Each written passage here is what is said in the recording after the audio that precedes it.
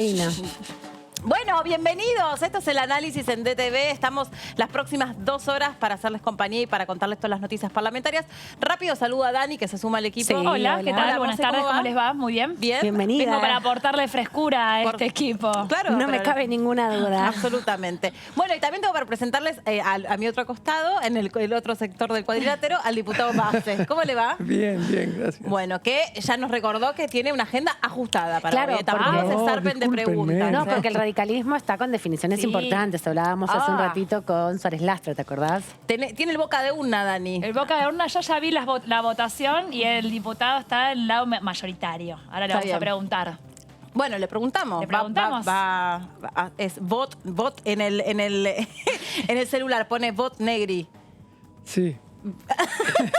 Sí, No, sí. a ver que nos cuente un Sí, poco cómo sí, está el sí. escenario. Hoy vino un primer paneo desde el bloque informal, digamos, con los nombres de quienes apoyaron a Negri, y también tuvimos nosotros la contraparte de quienes pedían una renovación en la conducción, que es el número minoritario. Ahí estaba el diputado dentro del apoyo a Mario. A Mario Negri, sí. Sí, en realidad hay un grupo, sí. La mayoría de los diputados estamos de acuerdo en que Negri siga siendo el presidente del bloque. Hay un grupo mayoritario importante. Más o menos 27 diputados están apoyando esa posibilidad. Hay un grupo que ha manifestado otra posición. Nosotros somos muy respetuosos, entendemos que todo el mundo tiene derecho a pretender presidir el bloque en este caso, pero también es cierto que cuando uno tiene que elegir un presidente del bloque, busca poner el mejor cuadro político que tiene el bloque. Y desde nuestro punto de vista es sin duda Negri el mejor cuadro político que tenemos en el bloque. Así es que nos parece que hay una experiencia muy interesante desarrollada durante estos años en los que Negri presidió el bloque y el interbloque.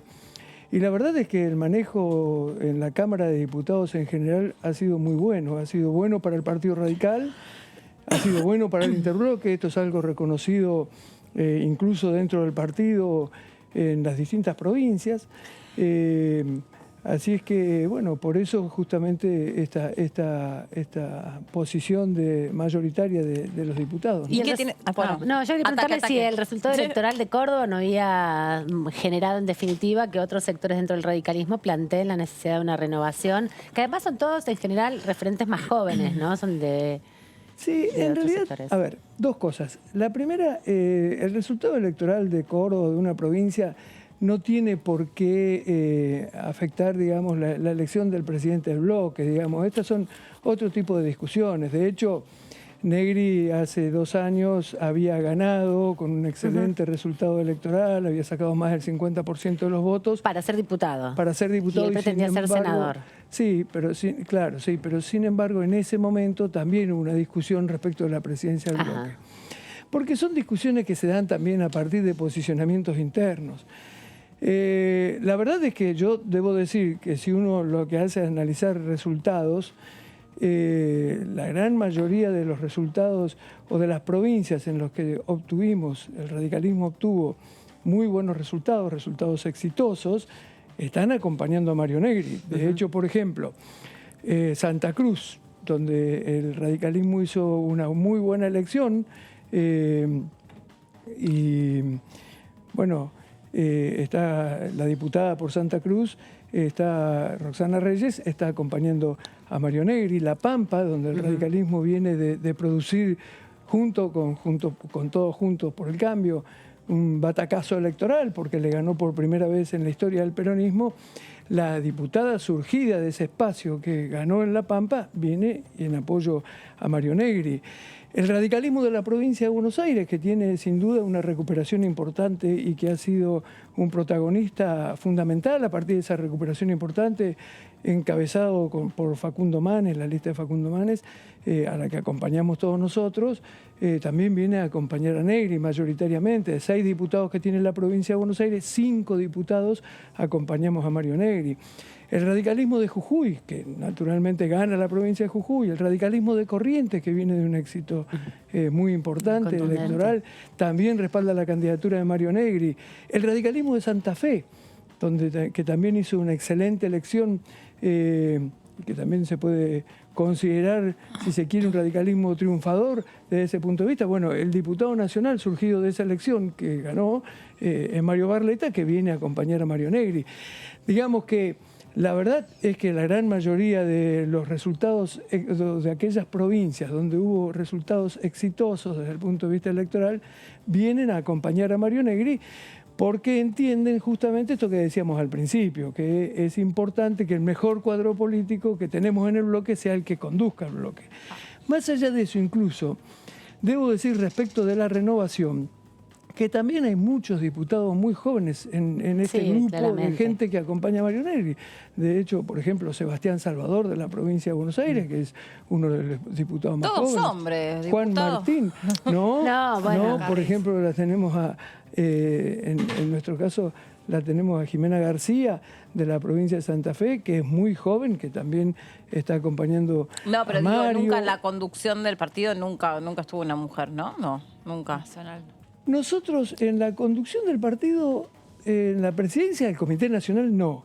Pero, por ejemplo, en muchas provincias hay mujeres conduciendo. De hecho, por ejemplo, en la provincia de Buenos Aires, la vicepresidenta primera del partido, Erika Revilla, es un intendente, una mujer, y la presidenta de la Convención Nacional del partido también estuvo en manos de mujeres. La verdad es que nosotros tenemos una integración muy importante a partir del trabajo que se han dado las mujeres. Si yo digo que esto es mérito de los hombres, es mentira. La verdad es Sí, que... además las diputadas y las compañeras, la la correligionaria la va a salir a Pero la verdad matar. que las mujeres en el radicalismo trabajan muchísimo, han trabajado muy bien, lo hicieron muy bien en esta última campaña, y nosotros tenemos una cantidad de diputadas que realmente se destacan acá en la Cámara de Diputados de la Nación, que es interesante. Diputado, perdón, No, Dani. que ahora viene el próximo paso, porque este era como el primer paso que ya estaba más o menos listo, y ahora viene el interbloque. Ahí viene también la puja con el PRO por el tema del número, pero también el PRO está teniendo lo suyo con posibilidad de algún bloque más pequeño. ¿Lo ve a Negri siguiendo también en el interbloque? Puede ser. En realidad la conducción del interbloque es una suerte de coordinación entre los presidentes de los bloques que integran el interbloque. Por eso, así ha funcionado en la Cámara de Diputados todo este tiempo, y la verdad es que es un buen funcionamiento, porque no existe una estructura formal para la presidencia del interbloque. El presidente del interbloque como tal no tiene ni siquiera una oficina. En realidad es uno de los presidentes del bloque. Hasta acá funcionó así. En la Cámara de Diputados, yo sé que por ejemplo, en el Senado ha funcionado distinto, pero en diputados funcionó así y funcionó muy bien. Así que nosotros es algo que tenemos que conversar con los otros bloques, pero bueno, veremos cómo evoluciona, ¿no? ¿Cuál es su historia dentro del radicalismo? ¿Siempre fue radical? Sí, siempre. Sí, desde la chiquito, cuna. Desde chiquito, sí. Sí, toda la vida fui radical. ¿De familia radical? Sí, vengo de familia radical, sí, y empecé a militar en Franja Morada a los 17 años y me quedé toda la vida militando en el radicalismo. ¿Y cómo es ser radical en este país y ocupar un lugar en el Congreso desde el radicalismo? Es muy interesante. Nosotros somos un partido político con virtudes y con defectos, con aciertos y con errores. A lo mejor nuestros defectos están más vinculados a la falta de capacidad de comunicación, a la falta de capacidad para transmitir nuestras propuestas, que esto termina muchas veces en resultados electorales que no son los que hubiéramos querido. Pero entre nuestras virtudes, más que nuestros aciertos, nuestras virtudes, nosotros somos un partido político que tiene un gran sentido de la responsabilidad como partido político. Los radicales siempre nos hacemos cargo de las cosas, de los errores cometidos. Si algo que le criticamos al peronismo fundamentalmente, que entendemos que el peronismo no se hace cargo nunca del pasado. Nosotros creemos, yo además pienso así, que el peronismo siempre está empezando, siempre viene con una propuesta nueva y no se hace cargo de los errores cometidos. Los radicales nos hacemos cargo de nuestros errores. Y la verdad es que somos un partido con mucha formación política, le damos mucha importancia a la formación política. Y bueno, y tenemos una historia que a nosotros realmente nos enorgullece, una historia que de hace mucho tiempo, desde Alem, Irigoyen en adelante, pasando por la presidencia ejemplar desde el punto de vista de la honorabilidad fundamentalmente de Arturo Illia, y llegando a digamos, la gran renovación de la política que fue consolidar definitivamente la democracia de la mano de Raúl Alfonsín. Claro. Así que todo esto nos enorgullece, pero entendemos que no hay que mirar el pasado con nostalgia, ¿no? Sino ser capaces de tener una propuesta para el futuro, y en eso tenemos que trabajar. Y por ejemplo, me valgo de la descripción que usted hace, que a mí me llama la atención y me interesa esto que reconoce como una desventaja o un defecto del partido político en términos políticos, la falta de claridad a la hora de transmitir digamos, proyectos concretos. ¿En qué, por ejemplo? ¿Qué ejemplo podría brindar donde ustedes han hecho esta autocrítica? Que la intención era buena o era interesante, pero falló la manera en la que se comunicó. Yo creo que en general nosotros tenemos ahí una deficiencia como partido político, no alcanzamos a transmitirle al conjunto de la sociedad cuáles son nuestras propuestas, cuáles son nuestras ideas, cuáles son nuestras posiciones puntuales respecto de determinados temas. No tenemos, yo creo que hay otros partidos políticos que a lo mejor con propuestas menos elaboradas, incluso con posiciones a veces, que no caiga mal esto, pero a veces hasta más superficiales, terminan transmitiendo mejor algunas cuestiones y convenciendo mejor a la sociedad.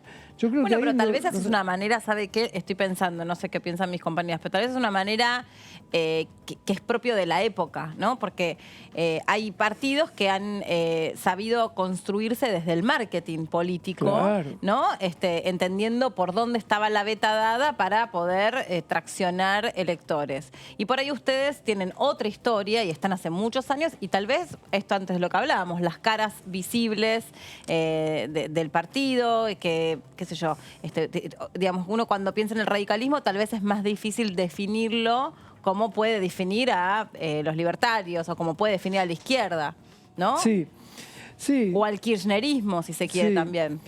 Sí, nosotros también tenemos yo lo decía recién, tenemos un profundo sentido de la responsabilidad. No, es muy difícil encontrar un radical proponiendo cosas que no haya estudiado adecuadamente. Y la verdad es que yo a veces veo que hay algunas propuestas que surgen, que no tienen, a ver, que no son propuestas consolidadas, que no tienen ningún contenido serio. Y este tipo de cuestiones, a veces desde el punto de vista del marketing, son más rendidoras, digamos. Porque se termina acompañando muchas veces, los partidos políticos también en las campañas sobre todo, terminan prácticamente haciendo encuestas y diciendo lo que la gente quiere escuchar.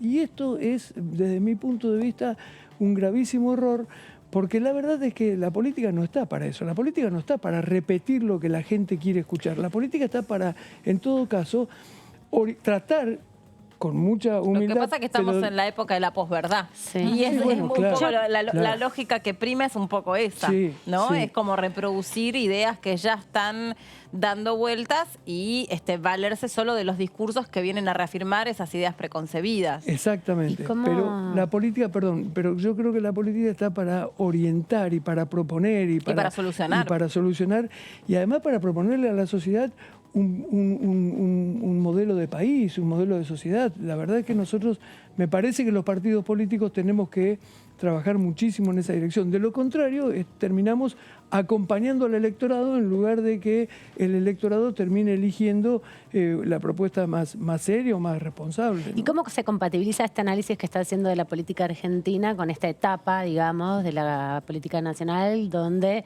en general las disputas se dan por frentes electorales, donde confluyen distintos partidos o distintas expresiones de un mismo partido? Pienso en Juntos por el Cambio, por un lado, que son partidos diferentes, algunos como la coalición cívica, que viene un poco del radicalismo, otro que nada que ver, y por otro lado el peronismo, que tiene distintas expresiones y ahora están juntos en el frente de todos. Cambió la forma de hacer política en un punto. Cambió. Y esta forma de compatibilizar con miradas que no son... Sí, cambió muchísimo, hubo un gran debilitamiento de los partidos políticos. A mí me parece que tiene que ver con lo que decíamos recién. Obviamente este debilitamiento se profundizó muchísimo con la crisis del 2001. Sí, ahora se cumplen 20 años en 10 días. Claro, exactamente. Y la verdad es que todo esto hizo que empezaran a generarse nuevas expresiones políticas y finalmente a construirse estos frentes electorales. Lo que me parece a mí que hay que hacer ahora no es tratar de revertir esa situación desde el punto de vista de tratar de debilitar a los frentes electorales. Lo que sí creo es que a los frentes electorales hay que darle justamente cada vez más contenido, más propuesta, más institucionalidad. Digamos, los frentes electorales me parece a mí que tienen que empezar a funcionar como funcionan en muchos otros países del mundo, donde efectivamente existen distintos partidos, pero existe una institucionalidad del frente. No son acuerdos electorales. A mí me parece que desde ese punto de vista podemos trabajar tranquilamente buscando entonces dentro de los frentes acuerdos entre los distintos partidos políticos, pero que tienen que ser acuerdos programáticos, porque esto es lo que hay que ofrecerle a la sociedad, ¿no? Diputados, está por venir a diputados, está el plan plurianual, Sí. el acuerdo con el FMI, es un tema que está dando vueltas. No hay certezas sobre qué es lo que va a decir el proyecto. Digo, ¿cómo cree que Juntos por el Cambio debe encarar este tema que, a ver, tiene una visión a largo plazo? Estamos hablando de esto de políticas de Estado o de temas que pueden trascender la gestión de Alberto Fernández. ¿Cómo debería pararse Juntos por el Cambio en eso? Con una mirada muy responsable, pensando en que es imprescindible que nosotros apuntemos al crecimiento y al desarrollo económico. Nosotros tenemos que saber que tenemos muchos problemas que condicionan esa posibilidad. Digamos, hay muchísimos problemas que condicionan, por ejemplo, el gasto público, que condicionan el déficit fiscal, pero hay que avanzar en tratar de resolver esta situación. Tenemos que definir algunas pautas de crecimiento y desarrollo para el país que son fundamentales. Tenemos que trabajar muchísimo en el tema de la inversión, facilitar la inversión. Tenemos que trabajar muchísimo en impulsar las exportaciones. Nosotros los argentinos necesitamos que el país exporte mucho más para poder tener trabajo y desarrollo. Y necesitamos también potenciar las economías regionales y vincularlas con las exportaciones. Digamos, hay una serie de cuestiones que son casi estructurales, que se han convertido, porque hace tanto tiempo que tenemos algunos problemas, como el tema de la emisión y el tema de la inflación, bueno, que se han convertido en problemas prácticamente estructurales de la economía argentina. Tenemos que ver cómo hacemos para encontrar pautas mínimas, comunes denominadores, que nos permitan avanzar en esa dirección. Y uno de esos temas también es el tema energético, porque no hay soluciones en materia de energía, por ejemplo, en cuestión de meses o cada 2 años, como tenemos las elecciones. Entonces tenemos que programar y determinar algunas cuestiones. La crítica que nosotros le hacemos al gobierno es que el gobierno, desde nuestro punto de vista, no tiene un programa económico. Y le venimos reclamando ese programa económico. Y todos los proyectos que envió el gobierno al Congreso de la Nación los acompañamos. Todos aquellos proyectos vinculados con cuestiones económicas que desde nuestro punto de vista eran necesarios para que el gobierno se manejara, los acompañamos, convencidos de que efectivamente el gobierno necesitaba esos instrumentos para poder avanzar. Pero no puede avanzar el gobierno porque no acuerda un programa económico dentro del gobierno. Y yo creo que esto es cada vez más evidente y me parece que es un tema que tiene que resolver urgente el gobierno para para unificar las posiciones y con esa posición unificada venir al Congreso con una propuesta, ¿no? Hablando de plan económico, hay una realidad, digamos, para algunos es más notoria que para otros, otros tratan de disimular, algunos más que otros, que tiene que ver con las reservas del Banco Central. Sí. ¿Y cuál puede ser la receta o el remedio para bueno, que no se sigan fugando dólares del Banco Central y empezar realmente a generar proyectos de leyes o programas de gobierno capaces de traer dólares? ¿Por dónde? Bueno, ¿Cómo? Lo primero que tenemos que hacer nosotros es terminar con la incertidumbre y recuperar confianza. Hay que recuperar confianza en la economía argentina y el gobierno tiene que trabajar en esa dirección. La incertidumbre es una de las peores cosas que le puede pasar a la economía, porque esto genera especulación, se retrae totalmente la posibilidad de la inversión. Y bueno, y en este caso, en la Argentina, esta situación lo que hace es generar inmediatamente emisión monetaria e inflación. Entonces, bueno, naturalmente lo primero que tenemos que hacer es terminar con la incertidumbre. Para eso es fundamental que el gobierno tenga un programa económico y que lo exhibe, que el programa sea creíble, previsible, cumplible, digamos. Está claro que cuando el gobierno envía un presupuesto con pautas que son irrealizables, eso genera más incertidumbre.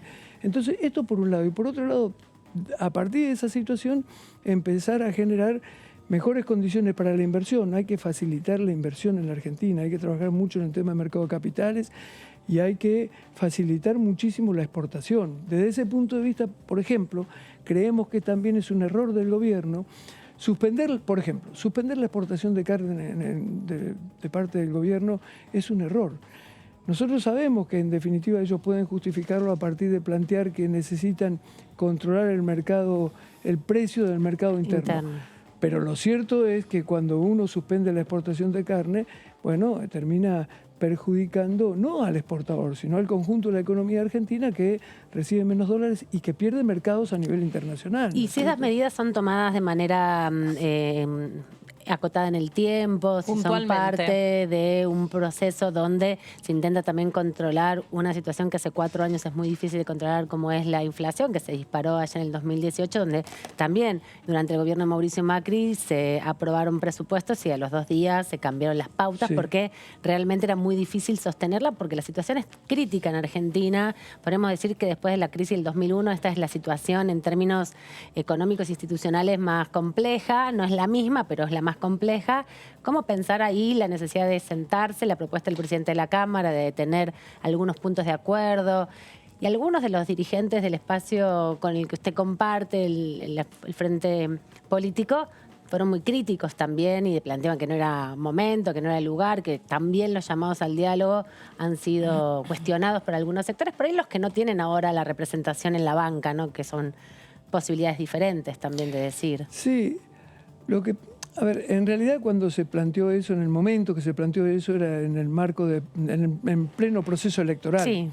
Y aparecía como efectivamente como un planteo más vinculado con el resultado de las elecciones, claro, efectivamente. Pero la verdad es que nosotros venimos planteando desde hace mucho que es necesario justamente avanzar en estos temas y analizarlos en profundidad. Por eso venimos planteando que tenía que venir el ministro de Economía de la Nación a la Cámara y a la Comisión de Presupuesto para empezar a debatir, a conversar, a dialogar, por ejemplo, sobre el presupuesto nacional. Y la verdad es que no logramos eso. Nosotros no hemos logrado que venga el Ministerio de Economía a conversar a la Comisión, no hemos logrado que exista ese diálogo. Y nos parece que es absolutamente no necesario, imprescindible, hay que avanzar en esa dirección. Pero repito, el gobierno tiene que fijar, primero tiene que consolidar posiciones, tiene que acordar posiciones dentro del propio gobierno y tiene que determinar un rumbo. Y ese rumbo tiene que proponerlo como un proyecto concreto, ¿no? Y eso no se ve condicionado ahora por el acuerdo con el Fondo Internacional, Sí, el Fondo claro. Monetario. Ese proceso de negociación en el medio de la pandemia, que es complejo, ¿no condiciona en cierto sentido Claro, su pero visita? lo que pasa es que el acuerdo con el Fondo Monetario Internacional hay que tomarlo con la más absoluta seriedad y responsabilidad y realidad, con realismo.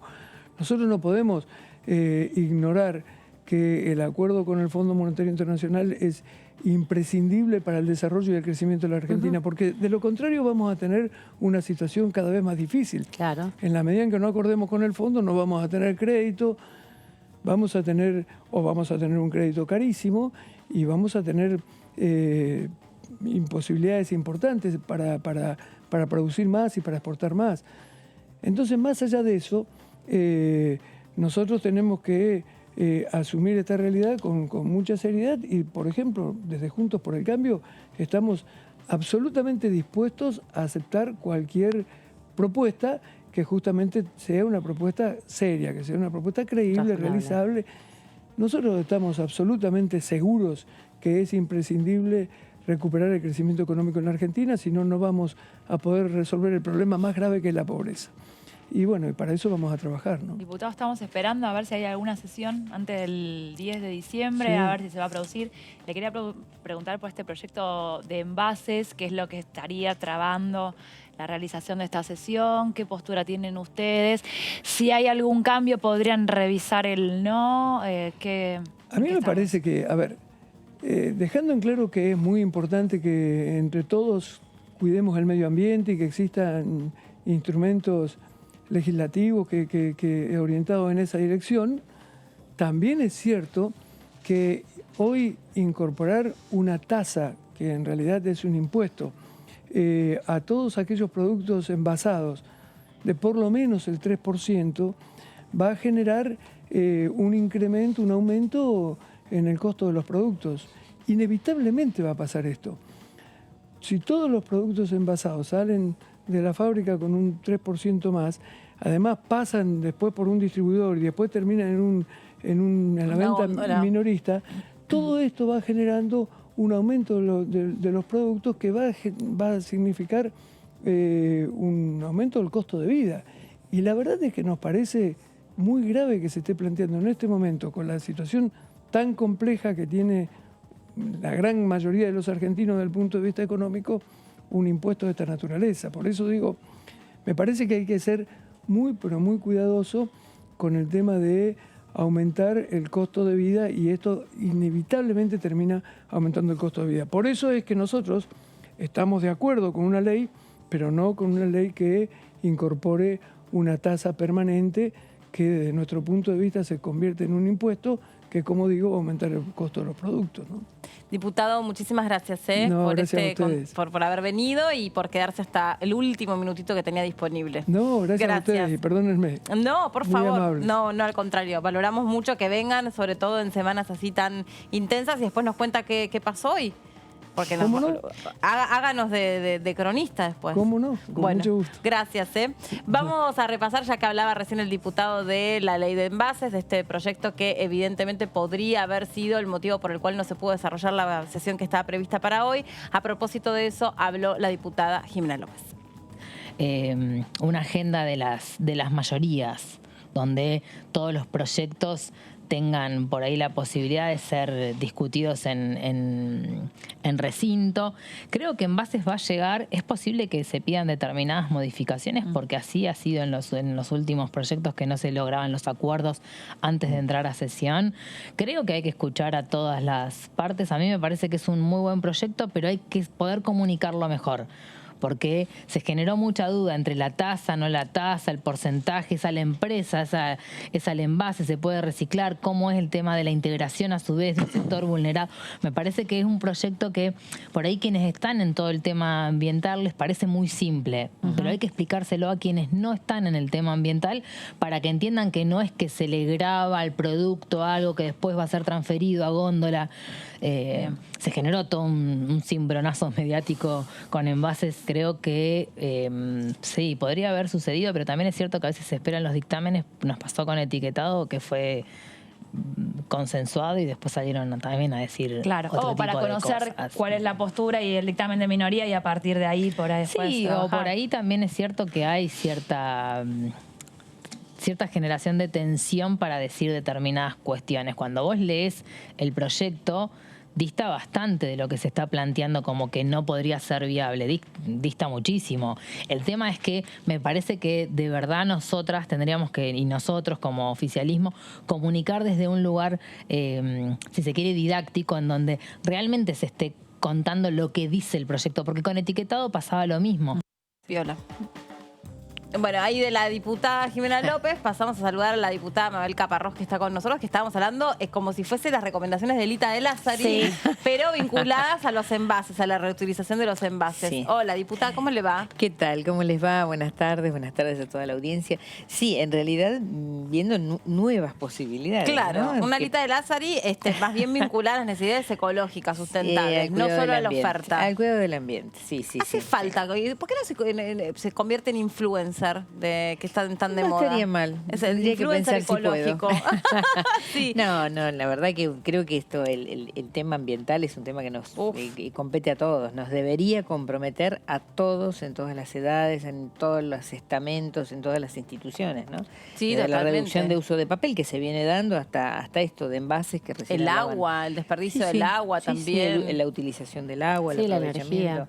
Claro, es un tema que creo que debería ser de preocupación de todos. Pero aparte yo creo que lamentablemente, esta es una opinión personal, como digo siempre, que nadie me pide, pero yo la doy, pero como llegamos demasiado tarde a este tema, al pensar o a la mala utilización de nuestros recursos naturales. Sí. Hace muchos años ya se hablaba, Sí. o según uno comparaba, no sé, quienes han tenido oportunidad de viajar en Europa, el tema del agua, como el europeo era recontra riguroso en el cuidado del agua, y acá uno todavía ve cómo, no quiero caer sobre los encargados del edificio, pero también es su tarea, pero uno ve cómo están ahí con la manguera 1000 horas, dándole, dándole. Con el costo que tiene la potabilización del agua, porque además tiene un costo, ¿no? La potabilización y la preparación para ese agua que nosotros Y el podemos vaciado consumir. y el llenado de piletas en zonas de barrios. Sí, sí. Uf. Es decir, hay avances. Yo creo que se ha avanzado muchísimo en el tema ambiental. Cuesta, en algunos casos cuesta porque tiene que ver con el cambio de conductas, con el cambio de hábitos, y es lo más difícil para el ser humano, ¿no? Cambiar conductas, Exacto. cambiar hábitos. Bueno, la bolsa de Sí. plástico en los supermercados, o sea, ¿cuánto habrá pasado desde que no reparten bolsa? Sí, 5 años, más un o poco menos. más. Fácil 5 años. Nosotros 5 comenzamos años. en Ushuaia, en la provincia. Exacto. En Ushuaia creo que fuimos uno de los pioneros en este tema y nos costaba un montón, pero era una acumulación de bolsas de tela porque ibas al supermercado, te olvidabas que tenías que llevar la Claro. bolsa y comprabas bolsitas y juntabas montones. Bueno, hoy ya sabemos que es automático, uno agarra la bolsita para ir a hacer las compras del supermercado. cual. Es decir, y tiene que ver con un cambio de conducta en el ser humano que a veces no es fácil. Bueno, lograr. el tema de, perdón, hoy no sé, Hoy estás me agarran comentarista. charlata, me agarran, claro, Sí, hoy comentarista del estás- partido. Agradezcan, Sí. chicas, porque Perfecto. estoy con Sí, energía conversación, todavía, estoy con energía conversación. up todavía no. Pero yo pensaba hoy, por ejemplo, también, hoy por hoy, ella me hacía una broma, me había hecho un café, me decía, no me acuerdo quién, este café no pasa el etiquetado, no sé, pues estábamos agregando cosas para que sea un poco más digerible. Y uno, o sea, hoy por hoy está consumiendo sin dimensionar cómo va a ser nuestra conducta como En 2 consumidor años. en 2 años o en un año cuando Sí. los alimentos tengan la etiqueta. Exactamente. No ¿Qué sabemos vamos a cómo hacer? nos vamos a No, comportar. tal cual. O a lo mejor nos comportamos igual. Decimos, bueno, consumimos cosas que tengan cuestiones que nos dañan la salud, pero lo vamos a decidir en libertad. Y eso es invalorable, eso es invalorable. El hecho de poder decidir en libertad, ¿no? Y cuidar el ambiente tiene que ver con responsabilidad, con otro tema, que es la responsabilidad de saber que debemos cuidar el lugar donde vivimos, no para nosotros, sino para todas las generaciones que vengan, para el futuro. Hoy estamos viendo desastres ambientales en el mundo, ¿no? Que son Uf, absolutamente sí, preocupantes, que bueno, no se tienen en cuenta.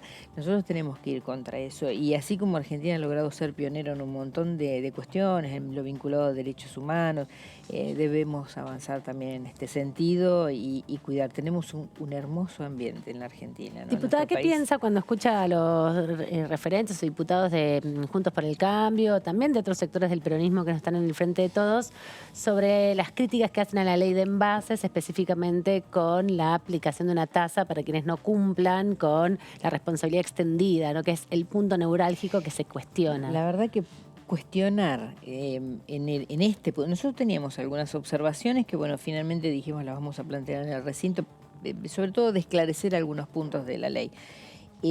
Pero en realidad poner el peso del fracaso o no, porque se trate o no esta ley, en la tasa, la verdad que no tiene explicación posible. Primero que digamos, quienes utilizan envases, la industria, no debería cargar al precio, digamos, esto, porque esto es parte del costo. Es decir, porque hoy no sabemos qué se traslada al precio, la cuestión es que las cosas suben y aumentan, no sabemos qué es en definitiva lo que se está trasladando al costo, ¿no? O sea, algunos aumentos son injustificados en términos de que no, claro, no se los lleva ni el combustible, ni las tarifas, ni los sueldos. Y tener esta excusa de decir, no, porque es gravísimo. Recién les preguntaba a las chicas, digo, no consumo alguna gaseosa de marca renombrada, y me dice más o menos 180 puede estar. Bueno, le digo, ¿cuánto es el 3%? La verdad que no sería como para decir van a perder las ventas, porque hoy no aumentan esos 3 pesos o esos 4 pesos que podía aumentar con un 3%, aumenta un 30%, claro. O sea, le dan con un 30%, un 40% al producto. Entonces, la verdad que a mí me parece lamentable poner la importancia, digamos, ante la importancia que tiene este proyecto de ley, poner esa tasa como el obstáculo para por ahí una de las críticas que se hace es por ahí es al lado inverso de cuál es el incentivo que se le da a la empresa para que el incentivo es la responsabilidad que se tiene que tener en lo ambiental, que la tiene que tener el que tiene dinero, el que no tiene dinero, el empresario, el que no es empresario, el que es profesional, el que no es profesional. Todos tenemos que tener un margen de responsabilidad digamos, hacia el medio en que vivimos. Entonces, yo creo que ese debería ser el primer estímulo. No lo es, lamentablemente, porque vivimos en un país donde parece que yo te tiro los papeles acá, bueno, vos a lo mejor sos ambientalista, juntalos, ¿viste? Digamos, no es así. Es decir, deberíamos tener todos esta responsabilidad. Yo sé que es una ley perfectible, pero también hay que entender que los intendentes de toda la Argentina y de cada rincón de la Argentina pagan y sostienen los sistemas de recolección y de tratamiento, de disposición final y tratamiento de los residuos. ¿Qué propuesta sumarían ustedes, lo que iban a decir? No, yo lo que creo en esto era esclarecer algunos puntos, pero más que tiene que ver con definiciones dentro de la ley. No es nada, digamos, que haga... No es nada estructural. Nada de fondo. Pero, y lo otro que yo hubiese reformulado es esa tasa, a quién va para ser administrada. A mí me parece que debería haber sido administrada por quienes son los responsables de la recolección, depósito y tratamiento final de los residuos, que son los intendentes de cada rincón del país. Eso también se lo critican. Yo eso lo hubiese planteado. No se dio así, bueno, tampoco es demasiado objetable que lo maneje la FIP, que sea la FIP quien cobre y quien distribuya. Pero sí me hubiera gustado porque hay formas de garantizar esa distribución, como la coparticipación federal de impuestos. Después algunos objetaban las provincias. Yo no conozco lugares donde la provincia se haga cargo del tratamiento de los residuos domiciliarios. No los conozco. En mi provincia son los intendentes los responsables y son quienes ponen recursos, digamos, de los que reciben por coparticipación y por recaudación propia para este tema, que es uno de los grandes gastos y costos que tiene un municipio, ¿no? La recolección, el tratamiento de los residuos. Hay lugares para erradicar basurales a cielo abierto que hoy no deberíamos tener. No, es una barbaridad. No deberían existir quema, digamos, de esos basurales para poder bajar Bueno, que se convierten para peor en lugares de esparcimiento muchas veces. Totalmente. Es un horror. Sí. Entonces, los rellenos sanitarios, ¿no? Hoy que un empresario diga, no, porque es una tasa y porque lo que nos va a costar. La verdad que es una irresponsabilidad social. Es lo peor que puedo escuchar, porque digo, en el medio me sube un 60%, el mismo producto, ¿no? Con envase, y sin envase, el mismo producto. Entonces me explican por qué hoy lo están subiendo, porque si hoy les preocupa que una tasa de un 3% sobre un producto que al consumidor final llega a ponerle 180, bueno, que... Pero digo, más allá de la irresponsabilidad, ¿puede llegar a haber otra motivación? Sí, a mí me parece que hay un me opongo a todo. Es un tiempo de un me opongo fácilmente a las cosas, que es un tiempo donde es muy difícil encontrar consensos en algunos temas. Y yo creo que, creo que el mundo, la Argentina, a veces hasta resulta redundante hablar de la pandemia, pero yo la verdad que estaba convencida que la pandemia nos iba a dejar un aprendizaje y una mirada distinta de la vida, del país, de lo que queremos, de lo que necesita la gente. Y hasta ahora no lo veo, ese mirar distinto. No es como que pasó. Pero y nos el mirar olvidamos. distinto ¿por parte de todos o por parte de la No, clase por política? parte de todos, Ah. incluida... no hay clase política. Los que estamos en política venimos de la sociedad en general, venimos de distintos ámbitos. No es que el acceder a un cargo nos transforma en personas diferentes. No, está bien que usted lo diga y yo coincido. A mí me parece que todavía hay una mirada que tiene que ver con cómo percibe la ciudadanía o el mal llamado ciudadano de a pie Sí, al político. sí. Y también se instala. Y también se instala. Yo estoy de acuerdo con eso. Yo llego y... Sí, porque después ustedes, o sea, más que nada los diputados, en definitiva... Yo fui senadora y seguía yendo al supermercado y a buscar a la escuela a los chicos y a subirme a un colectivo, acá ando en colectivo. No, digamos, me parece que somos personas que venimos de distintos ámbitos, laborales No o viene en bici sociales. como No vengo en bici porque me da miedo. En bici como ¿cómo se llama la protagonista de Borgen? Era Claro. que se movía en bici. No, porque me da miedo andar en bici en Buenos Aires, pero vendría si sorteara esta cosa del tránsito. Y No, a el mí tema. también, me pasa lo mismo. Pero sí en colectivo, sin mayores problemas. Y conversás con la gente, con todo el Sí. mundo. O sea, a mí cuando dicen la clase política me molesta muchísimo. Yo no soy clase de Ahora nada. se usa Yo otra soy palabra para ahora decir se la dice clase casta. política, ahora es la casta. La ¿no? casta política, horrible. Yo soy una persona que ha vivido siempre igual, que sigo opinando lo que opiné toda la vida, pertenezco a una fuerza política que me posibilitó estar sentada en este lugar de toma de decisiones y tratamos de ser lo más coherentes posibles a la hora de tomar esas decisiones. Y que haya referentes que estén tantos años en los puestos, por ejemplo, ¿no? Que sean Intendentes, 5 gobernadores. mandatos diputados, 3 mandatos senadores, 2 mandatos intendentes, 10 mandatos. Ah. Sí, yo creo que no es bueno. Yo creo que las renovaciones son buenas, la renovación de la gente. Estar afuera de los cargos también es bueno porque permite recuperar la otra mirada que a veces cuando se está 20 años en un cargo imagino que se pierde. Sí. Pero además digo, qué aburrido debe ser intendente, pintar cordones, preocuparse si la basura, si el agua, si durante 20 años debe ser muy aburrido, me parece. ¿Cómo, ¿no? A es, mí no cómo me- es la no me- trayectoria de la diputada? ¿Fue un mandato senadora Yo previamente? fui un mandato senadora, estuve en el PAMI, fui pasando por distintos lugares. Volví al hospital, a mi trabajo de base, que es en el hospital de Río Grande. Luego fui convocada para otro cargo, también, digamos, dentro de la estructura legislativa, pero como fui prosecretaria administrativa en la legislatura provincial. Se ha ocupado de distintos cargos. No sé si podría pasar. ¿Se cansa de Buenos Aires un poco también? Por ahí a veces cada tanto se cansa de Buenos Aires. Buenos Aires me encanta, Sí. me encanta, pero digamos, tienen que ser lugares donde uno pueda tomar decisiones y promover algo que te vayas y digas, con esto le modificamos un cachito la vida a la gente, ¿no? Si no, la verdad que no sirve. Pues que yo, el no otro tiene día- sentido. los Ayer cargos. estuvo Carolina Yutrovic también. Sí. Y yo le decía que me da la sensación que ella siempre está hablando o pidiendo cosas para Tierra del Fuego. Dice, Sí. cuando viene a Buenos Aires como que están Sí. tratando de hacer valer esa representación, ¿no? de obras, de industria, de un montón Sí. de cosas que Sí. están... Y creo que a los diputados de Tierra del Fuego nos pasa esto, Sí. ¿no? Porque estamos lejos Tan de los lejos, centros sí. de poder y a veces cuesta ser escuchados en esto, o somos muy criticados. Nos ha pasado hace muy poquito tiempo, el diputado Suárez Lastra Sí. salió a criticar la prórroga de su régimen de promoción Sí, eso nos lo industrial. decía hace un rato. Y nosotros lo invitamos un poco a que venga y conozca y vea cómo se vive en Tierra del Fuego. Y es cierto que Tierra del Fuego tiene que tener de alguna manera una reconversión de la mirada y de lo que significó esta ley en su momento. Lo que no es cierto es que no haya situaciones de conflicto. Si lo niega Juntos por el Cambio es otro problema. Nosotros tenemos conflicto que no existía hasta hace poco tiempo con Chile. Nuevamente hay un reclamo de Chile. De la plataforma.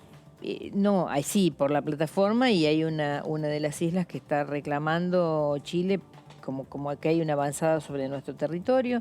Tenemos el tema Malvinas pendiente, es una zona que nosotros debemos trabajarla mucho, sostenemos esa soberanía, y para sostener esto tenés que sostener índices de población estable, garantizarle quizás más que en otros lugares. A nosotros no es bueno que migre la gente, como podría pensarse en Capital Federal, que gente de Capital migre al interior, no genera nada. A nosotros, como tenemos un índice de población no demasiado alto, necesitamos garantizar que se radique gente, que haya industria, que haya trabajo, y que Es muy alto el costo de vida también. es alto el costo de vida, es difícil la vida. Climáticamente es difícil. Cuando Macri nos dijo que nosotros andábamos en patas y en camiseta y desperdiciábamos el gas, también lo invitamos, que venga y conozca Tierra del Fuego, ¿no? Porque probablemente desde Pilar, o desde un lugar, desde un country, o desde un lugar donde vos subís la calefacción, bajás la calefacción, prendés el aire acondicionado, es más fácil hablar que en un lugar donde los vientos promedios son de entre 80 y 90 kilómetros permanentes. Río Grande, Ushuaia con clima frío, con mucho, hasta ahora estaba nevando, hace unos días atrás tuvimos nieve, donde para los niños es difícil vivir y Claro. necesitamos que familias jóvenes se arraiguen, tengan su trabajo, puedan criar sus hijos en paz. Sí. Antes hablábamos, perdón, que le interrumpa, Sí, sí. pero me interesa. Antes hablábamos de, por ejemplo, la ley de alquileres, que sobre todo tiene una población muy interesada en esa ley, aquí en la Ciudad de Buenos Aires principalmente. ¿Cuál es la cuestión habitacional o cuál es el panorama habitacional en la provincia? En la provincia es muy difícil acceder a vivienda. Muchas personas que van migrando de otras provincias del país se instalan, van generando asentamientos, lugares que no cuentan con los servicios básicos como para poder vivir, con lo cual viven muy mal porque van en busca de trabajo. Aquellos que tienen su trabajo se les hace difícil sostener un alquiler. Ushuaia está complicada básicamente porque Ushuaia recibe mucho turismo y bueno, se está viendo que es mucho más rentable alquilar los departamentos o las Por 2 o 3 viviendas días. temporarios que alquilarlo en forma En permanente. dólares. Entonces esto trae otro tipo de problemas. Se estaba planteando el gobernador alguna intervención en este sentido, pero las intervenciones tienen que ser con cuidado porque lo hemos visto con la ley de alquileres. La ley nacional de alquileres terminó, en lugar de beneficiando al inquilino y ayudando a esto, ¿no?, a poder acceder, terminó interviniendo en una relación entre dos particulares, perjudicando al que necesita Y por ejemplo, alquilar. ¿cuánto cuesta un alquiler de un departamento de 2 ambientes en un barrio, qué sé yo, promedio, claro? Y puede estar en 40, 50 mil pesos, y de ahí para arriba. Y de ahí para arriba, y con las garantías y todo lo que piden, hablamos de viviendas, digamos, como para clase media, ¿no? Sí, eso quería comparar. Bueno, Frente a esto, es preferible el alquiler temporario, es decir, la mayoría alquila de manera temporaria, lo administran inmobiliarias y digamos, los ingresos son mucho mayores para los y propietarios. un sueldo, chicas, ¿y un sueldo promedio? Hay sueldos que están en 70 mil, 80 mil Claro, pesos. son Así que vos como imaginate casi que básicos. necesitas que alguien esté en pareja para poder alquilar, porque si No vive sé si solo tiene alquila, que compartir. bueno, ¿viste? es una situación que acá. Y la canasta es cara, la canasta... Y los básica servicios es cara. también son caros. Y los servicios son caros también. Entonces, es como difícil. Ahora, yo digo, cuando hablan desde acá, desde el cómodo sillón de la capital federal sobre el subrégimen de promoción industrial, a nosotros nos da mucha bronca. Realmente sentimos que es un ninguneo a una provincia que necesita crecer, que es la más joven, que es la... No he escuchado a nadie de otras fuerzas políticas decir... Bueno, como es la única provincia insular, veamos de generarle los vuelos más baratos. Un vuelo a Ushuaia sale 90 mil pesos hoy, ¿sí?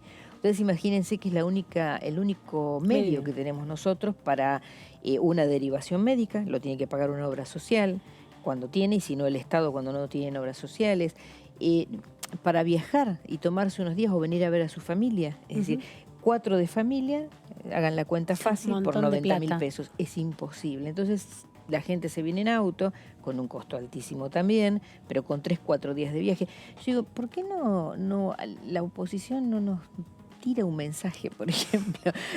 Hubiera sido muy bueno que Macri nos hubiera facilitado los pasajes aéreos teniendo en cuenta esta condición de insularidad que tiene Tierra del Fuego. Nunca se les ocurrió, pero sí criticar y hablar del gasto que implica para la nación la isla de Tierra del Fuego. Y la verdad... Yo creo que es una inversión en soberanía y es una Yo me inversión. anoto para ir a conocerla, ¿eh? Cuando Sí, gustes estaba te haciendo vamos a... muchas preguntas sobre los finos, Cuando claro. gustes No conozco vas a Tierra del ser Fuego muy bienvenida y te vas a enamorar de ti. Te Sí, quería me preguntar dos encantaría. cosas. Por un lado, bueno, usted hablaba de la ley de alquileres y preguntarle las posibilidades ciertas de pensar modificaciones. Lo dijo el presidente de la Cámara incluso, que es un debate que se tiene que volver a abrir. Y también preguntarle cómo había impactado esa decisión del macrismo en su momento, el presidente Macri, de abrir las exportaciones para los dispositivos tecnológicos que producían en Tierra del Fuego, ¿no? Si hubo un impacto o no de esa decisión. Sí. A nosotros nos dejó cerca de 10.000 personas fuera del circuito laboral. Fue tremendo, fue la peor época que tuvo Tierra del Fuego, de lo que yo recuerde, incluso peor que el 2001, que fue una época muy dura, ¿no? Porque la mayoría son familias muy jóvenes, o sea que además es Si vos decís 10.000 personas en una población chica, lo multiplicás por 4 de familias, son 40.000 personas que tuvieron que ser asistidas como se pudo por el Estado. Algunos emigraron, volvieron a sus provincias de origen. Ahora, en un país que se dice federal, que necesita descomprimir las grandes urbes, ¿no? Porque tienen muchos problemas, todo lo que es el AMBA, la misma capital federal, estos millones de habitantes que se concentran buscando trabajo, qué mejor que puedan emigrar a otros lugares del país, a otras provincias, generando las condiciones para que puedan vivir bien y construir su futuro dentro de provincias que tengan una vida un poco más tranquila o más digna de la que se les puede ofrecer por ahí en las grandes urbes, ¿no? En los grandes centros urbanos. Esas yo creo que tienen que ser las políticas de los gobiernos que vengan, ¿no? Tratar de generar en Tierra del Fuego, en Salta, en Jujuy, las mejores condiciones para que la gente que vive en esos lugares no tenga que emigrar hacia el centro del país, hacia Capital Federal o lo que es el conurbano bonaerense, buscando su destino. Y que aquellos que puedan o decidan buscar un destino mejor lo hagan dentro de su propio país, ¿no? A mí a veces cuando dicen, bueno, se van afuera, la gente tiene que poder buscar su destino donde quiera. Su desarrollo profesional, personal, su crecimiento con sus grupos familiares, donde quiera. Pero si le generamos condiciones en la Argentina, lo va a buscar dentro del país, como lo buscamos nosotros hace 40 años atrás, siendo una pareja muy joven, ¿no? Entonces, me parece que esto es lo que se debe buscar. Y no criticar, como lo planteaba Suárez Lastra hace unos días atrás, que el gobernador gentilmente le dijo, lo invitamos a que venga a conocer Tierra del Fuego y que vea cómo se está desarrollando y se está tratando de construir hacia el futuro esta provincia. Diputada, viendo los temas que quedan pendientes, este año, bueno, hubo que atender cosas que por ahí no estaban previstas, temas de salud, temas económicos. Está pendiente la ley de humedales, que es un tema que preocupa y que está a punto de caer. ¿Qué es lo que sucedió ahí? ¿O qué es lo que faltó? ¿O qué traba hubo? Yo creo que a la ley de humedales le faltó el poder encontrar el consenso para darle tratamiento, ¿no?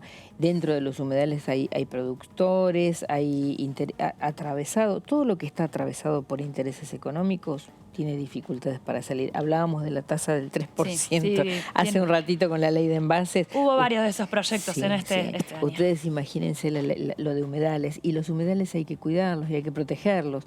Y tiene que encontrarse el punto intermedio para poder digamos, atravesar esta cuestión de los intereses y los intereses, digamos, ambientalistas, que también tendrán que ceder en algún momento como para poder encontrar ese justo medio.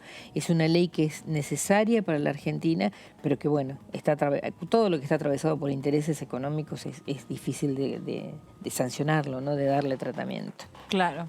Bueno, diputado, ¿usted cuándo termina su mandato? En el 2023. Okay. Me quedan 2 años que espero que sean mejores, sin pandemia, sin nada. Eso yo estaba pensando, porque antes le preguntábamos, ya que lo mencionaba a Suárez Lastra, que termina ahora y le tocaron casi pocas sesiones, 2 años de pandemia, o sea... Claro, pero bueno, él viene, digamos... No, bueno. No le faltó. Tiene algún uso de la banca de hace muchos años. No, y también mucho cargo en distintos lugares dentro del gobierno. Estos 2 años sí fueron duros, difíciles. Esto de no poder vernos y no poder discutir, ¿no? En una comisión o en el mismo recinto.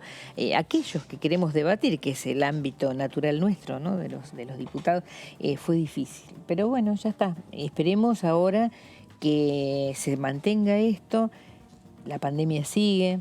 Estamos mirando a Europa con preocupación también. Con la variante nueva. Con la variante nueva, que no se sabe si va a ser grave, no va a ser grave. Sí, es de alta transmisión. Sí, de alta transmisión, de fácil transmisión. Y mucha mutabilidad también. Y mucha mutabilidad, como todo virus. Los virus se van adecuando. Y estamos en un mundo donde no todos los países están con el mismo acceso a las vacunas. No, y tampoco la decisión de la población de vacunarse. Ayer lo comentábamos también con el diputado Schelling, que yo le decía, qué paradoja que Rusia es uno de los países que produjo primero la vacuna y no se quieren vacunar. Tienen un porcentaje súper bajo de la población vacunada. Hay una reticencia bárbara. En toda Europa está pasando lo mismo. Está pasando exactamente esto. Muchos jóvenes, particularmente la población más joven, es la que está resistiendo a las vacunas. Y bueno, nada. Ridículamente, ¿no? Sí, Sí, yo creo lo mismo. Yo estoy convencida de que hay que vacunarse. Es cierto que es una vacuna, las vacunas se están probando porque esto fue una pandemia, surgió de golpe y había que tratar de ir avanzando para evitar que haya tantas muertes. De hecho, se ha logrado porque hoy los contagios siguen, pero no crece la cantidad de pacientes internados en UTI. O sea que de alguna manera el resultado del uso de la vacuna se va viendo que ha sido bueno. Sí, y de igual hecho hay que seguirse cuidando, igual hay que usar barbijo, igual hay que usar el alcohol en las manos. Hay que controlar esto también, ¿no? Los distanciamientos. El distanciamiento y particularmente el uso de barbijo. Es tan sencillo. Yo sé que por ahí es molesto, por ahí con el calor es molesto utilizarlo, pero estamos cuidando la vida y estamos evitando volver a esas etapas tan duras que nos olvidamos. Yo creo que un problema de los argentinos es que nos pasa rápido, ¿no? Entonces olvidamos eso. Se viene el verano y es... Nada, está todo en la cabeza. Mira las canchas y ves lleno de gente, todo sin barbijo, es impresionante. Pero hay que recordar, murió mucha gente. Mucha gente sí, es muy murió. triste el saldo que ha dejado la pandemia. Fue muy duro para nuestro país esta pandemia y bueno, hay que tratar de que no se repita. Tal cual. Bueno, diputada, gracias por haber venido. Muy gracias amable. a ustedes. Tenía que estar 5:30 en un Zoom, por Zoom con ustedes y me adelanté y me vine antes. Muy bien, la no sabe lo que valoramos eso. Gracias, Genial.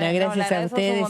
Y bueno, si no nos llegamos a ver a fin yo me de voy año, a Tierra del Fuego. ¿Te vas a Tierra del Fuego? Me vas a avisar que estás en Tierra del Fuego. Así me encanta. Pero bueno, el 7 la vemos y ahí en definitiva nos saludamos por el año porque no anticipemos todavía. El 7 la vemos acá también. Claro, sí, el 7 esperemos que haya sesión también antes del 10. ¿Y qué piensa de eso? ¿Hay posibilidad de que haya? Yo creo que hay posibilidades. Todo va a depender de los acuerdos de los jefes de bloque y de qué temario se plantea.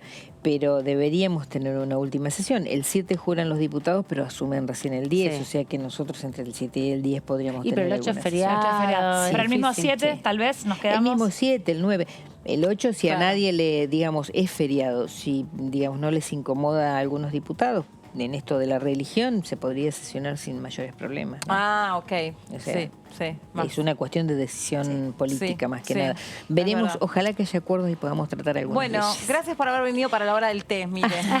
No le dimos té, No me dieron té, no importa, Para la próxima. Gracias. Ya Gracias vamos a encargarnos también de poner nuestro propio catering de Muy TV. bien. Gracias, Muy bien. diputada. Gracias a ustedes. Hacemos una pausa y ya venimos. ¿Estás sorprendida con la energía?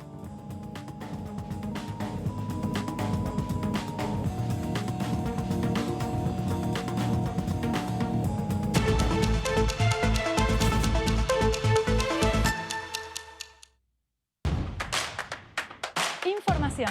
Análisis. Diálogo. Consenso. Innovación. Economía.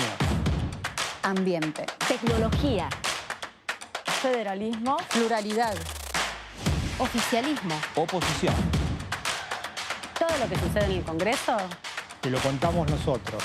Porque somos tu voz en el Congreso. DTV, el periodismo en el Congreso.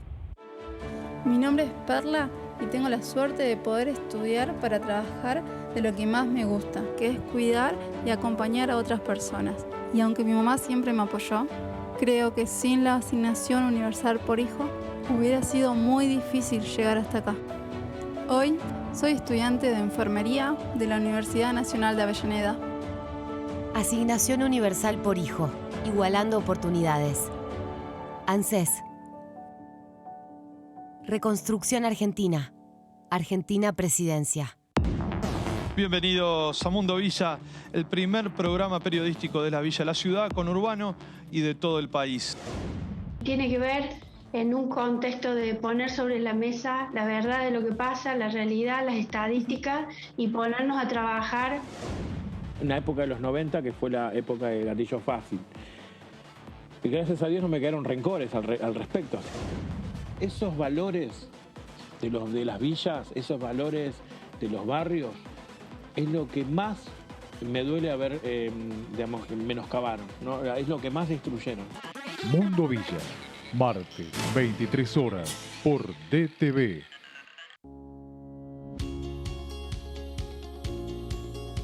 Cuando un proyecto de ley ingresa a la Cámara de Diputados, ya sea creado por un legislador, enviado por el Poder Ejecutivo o producto de una iniciativa popular, se trata primero en las comisiones correspondientes para luego ser tratado en el recinto por los diputados. Las comisiones son el ámbito de análisis y debate sobre los proyectos de ley conformadas por legisladores de distintos bloques. Hay 23 comisiones especiales que tratan temas específicos como el atentado a la AMIA y 45 permanentes que tratan temas vigentes como educación y salud. Un diputado puede formar parte de varias comisiones. Cada comisión se compone de un presidente, un vicepresidente y de 3 a 5 secretarios. La duración de los miembros de las comisiones permanentes y especiales es de 2 años. Para que la comisión funcione debe tener quórum, es decir, un mínimo de 15 y un máximo de 31 a 49 diputados. Las autoridades son elegidas por los propios integrantes de las comisiones, que a su vez son elegidos bajo consenso por sus propios bloques. Para que un proyecto sea tratado en el recinto, debe contar con el apoyo de la mayoría de los integrantes de esa comisión. Al finalizar una reunión de comisión, se dictamina sobre la pertinencia de tratar el proyecto en el recinto. El dictamen propone una resolución o decisión sobre una o varias iniciativas o proposiciones.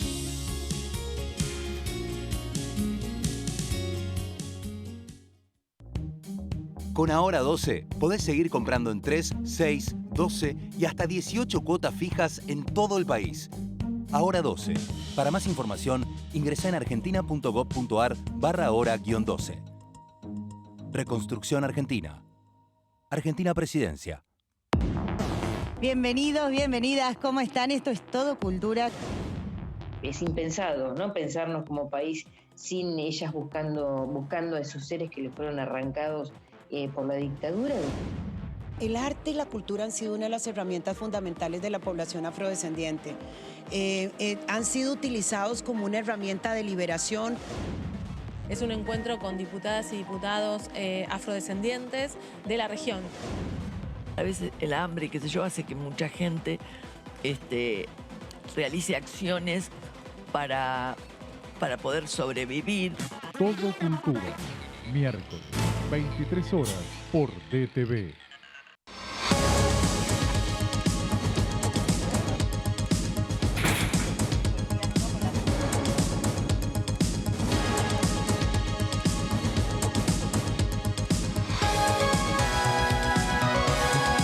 Todo lo que sucede en el Congreso te lo contamos nosotros, porque somos tu voz en el Congreso. DTV, el periodismo del Congreso. ¿Qué es tener tu casa propia? ¿Es tener un título que diga que es tuya? Sí, pero es más que eso. Es saber que vos y tu familia van a tener un lugar al que puedan llamar casa. Y a partir de ese momento, todo cambia. Los mates van a tener un sabor único. Las pastas van a ser más ricas que nunca. Y las noches en familia, más divertidas. Por eso lanzamos Casa Propia, un plan nacional de vivienda para que cada argentino y argentina pueda tener su casa. Conoce más en argentina.gov.ar/casa propia. Casa Propia es construir futuro. Reconstrucción Argentina. Ministerio de Desarrollo Territorial y Hábitat. Argentina Presidencia. ¿Qué diferencia hay entre la Cámara de Diputados y la Cámara de Senadores? La Cámara de Diputados representa al pueblo de la nación argentina. Esto significa que las provincias más grandes y con mayor cantidad de habitantes tienen muchos más diputados que las provincias más pequeñas. La manera de establecer las cantidades es proporcional. La Cámara de Senadores representa a las provincias. Cada provincia envía 3 senadores al Congreso Nacional. El total de senadores es 72, dado que las provincias argentinas son 24. Este es un número fijo. Por ejemplo, la provincia de Buenos Aires cuenta con 70 diputados nacionales y la provincia de Tierra del Fuego con 5. Pero tanto la provincia de Buenos Aires como la de Tierra del Fuego cuentan con 3 representantes cada una en el Senado de la Nación.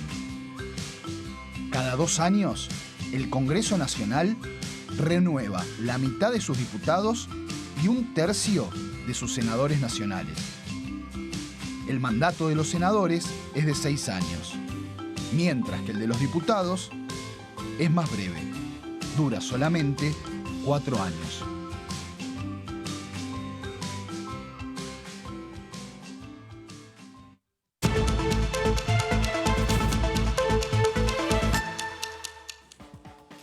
Bueno, acá estamos después de la pausa, seguimos en el análisis, nos queda 1 hora más, Dani. Pero claro, estamos listas para ¿Nosotras? contar. Estuvimos un poco de las diputadas que nos estuvieron contando, la diputada Mabel Caparrós, Miguel Sí. Base, y ahora estamos para charlar un poquito de lo que va a pasar en estos días. Sí, pero antes también te cuento lo que pasó, porque viste que Sergio Massa recibió al príncipe de Arabia Saudita, el especializado en las relaciones exteriores de ese país, es el encargado de las relaciones exteriores, el canciller de Arabia Saudita. Soy muy buena diciendo el nombre, así que te lo voy a decir.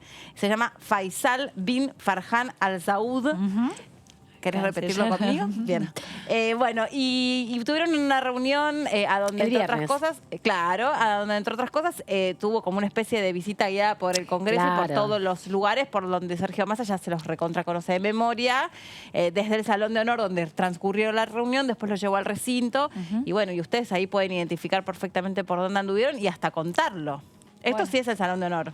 Esto es el Salón de Honor, exactamente. Bueno, y ahí tratando de... También hubo una reunión del príncipe Faisal con Santiago Cafiero, porque fue una visita en la búsqueda de afianzar las relaciones comerciales. Nosotros tenemos un saldo positivo, o sea, exportamos más de lo que importamos de ese país, y bueno, la idea es que sigan viniendo divisas. Así que reforzar, atenderlo bien, mostrarle todo lo lindo que hay para, consolidar con otros países que sean otras alternativas también. Y ahí, mira, le están regalando un mate al príncipe. Tomar mate. Bueno, pero la otra vez cuando hablábamos creo que con el diputado Sartori, y también cuando hablamos con uno de los diputados Corrientes, nos contaba que Arabia Saudita y que también otros países como Siria de Medio Oriente eran los principales importadores de yerba mate, y que la compraban además a granel y no se envasaba. O Schiavoni, uno de ellos nos contó, uno misionero. Hace mucho tiempo cuando me contaron que la verdad que me llamaba mucho la atención, y de hecho el saldo de esta reunión tiene un poco que ver con todos los prejuicios que uno tiene puestos sobre países que están muy distantes. Que no conocemos, directamente, claro. Con vestimentas distintas, con culturas distintas, idiomas distintas, etcétera. No puede encontrar casi puntos en común. Sin embargo, el saldo de la reunión fue muy positivo en este sentido, porque hay muchos puntos en común desde el punto de vista comercial y también desde el punto de vista deportivo, que es otro de las áreas o de los ejes que se tocaron para poder establecer distintos acuerdos, como así también en ciencia y tecnología, en turismo, desde ya. Los dos países también ofrecen escenarios completamente distintos, entonces deben ser de gran atractivo para unos y para otros.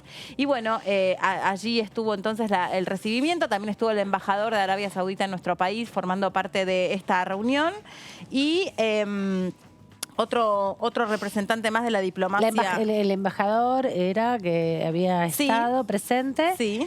Y bueno, y en definitiva también la consolidación de propuestas para trabajar también de cara a los grupos parlamentarios que hay en la Cámara y legislaciones como la doble imputación de impuestos en el proceso exportador. Sí, el otro miembro que estuvo presente es el jefe de gabinete de ministro, que te digo el nombre, es dificilísimo, te lo voy a decir, Abdul Rahman Al Dawood.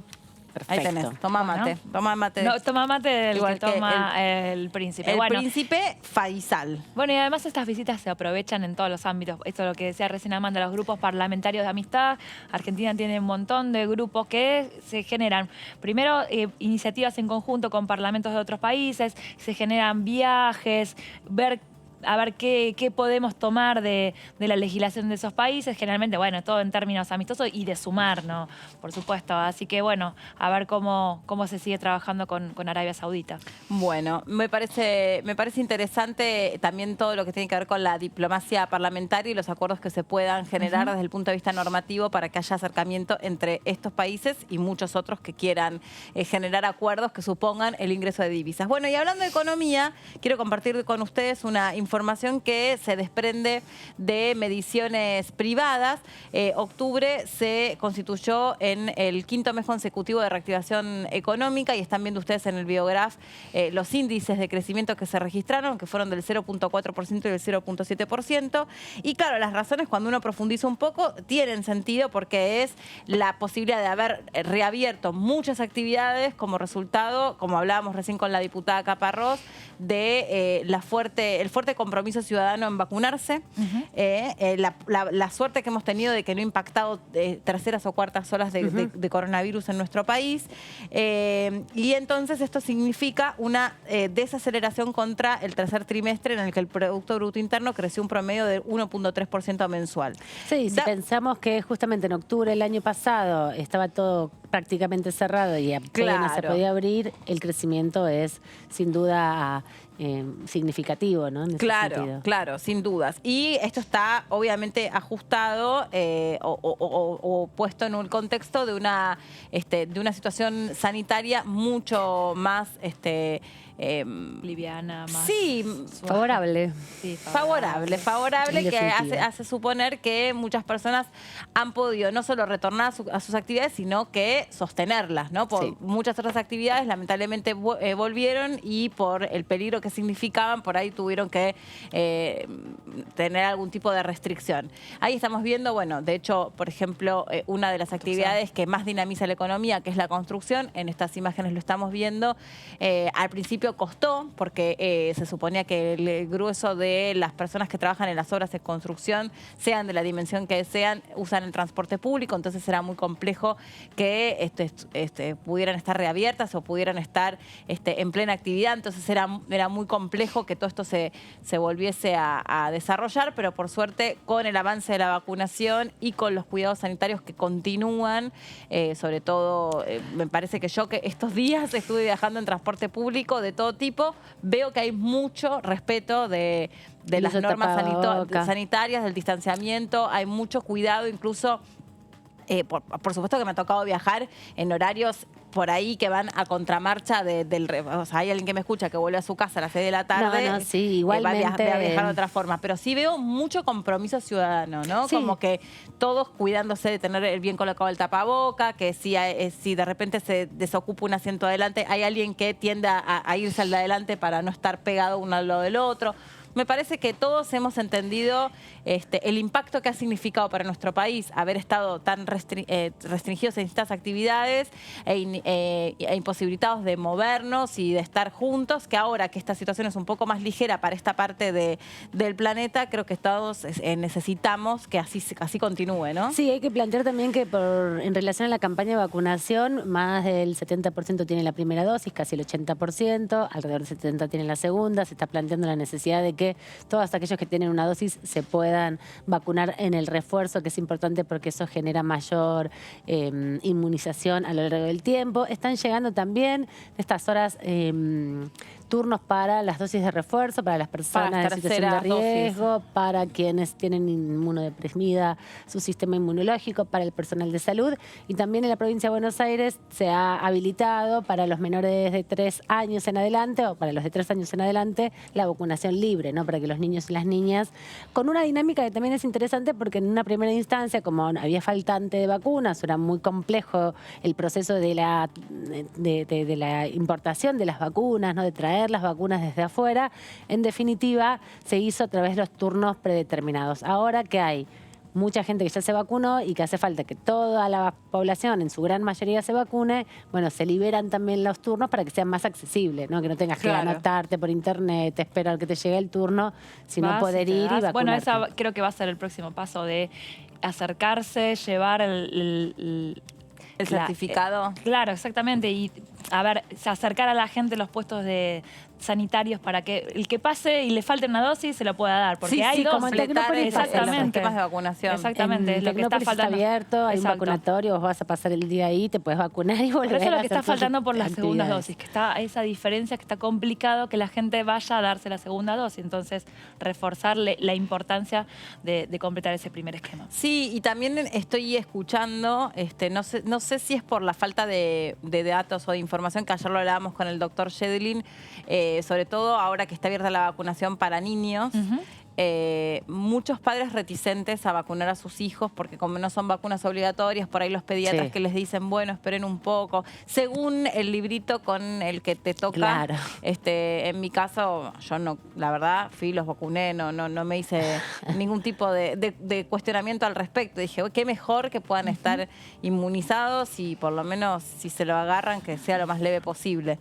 Porque empiezan a escucharse cada vez más casos de niños contagiados. Por supuesto, siempre en casi siempre todos los casos son casos leves, pero se empiezan a escuchar ahora otra vez que los protagonistas de esta etapa de la pandemia son los niños. Mi hija se puso muy contenta porque el efecto de los compañeros que se estaban empezando a vacunar se sentía parte de eso porque no se había vacunado hasta el momento. Le dije, te vas a vacunar, saltaba arriba de la cama, me voy a vacunar. No, decía, estaba contenta, claro, porque veía que los demás también. Entonces eso en los chicos está bueno, que se genere ese efecto de que está bueno. Y después porque yo soy la...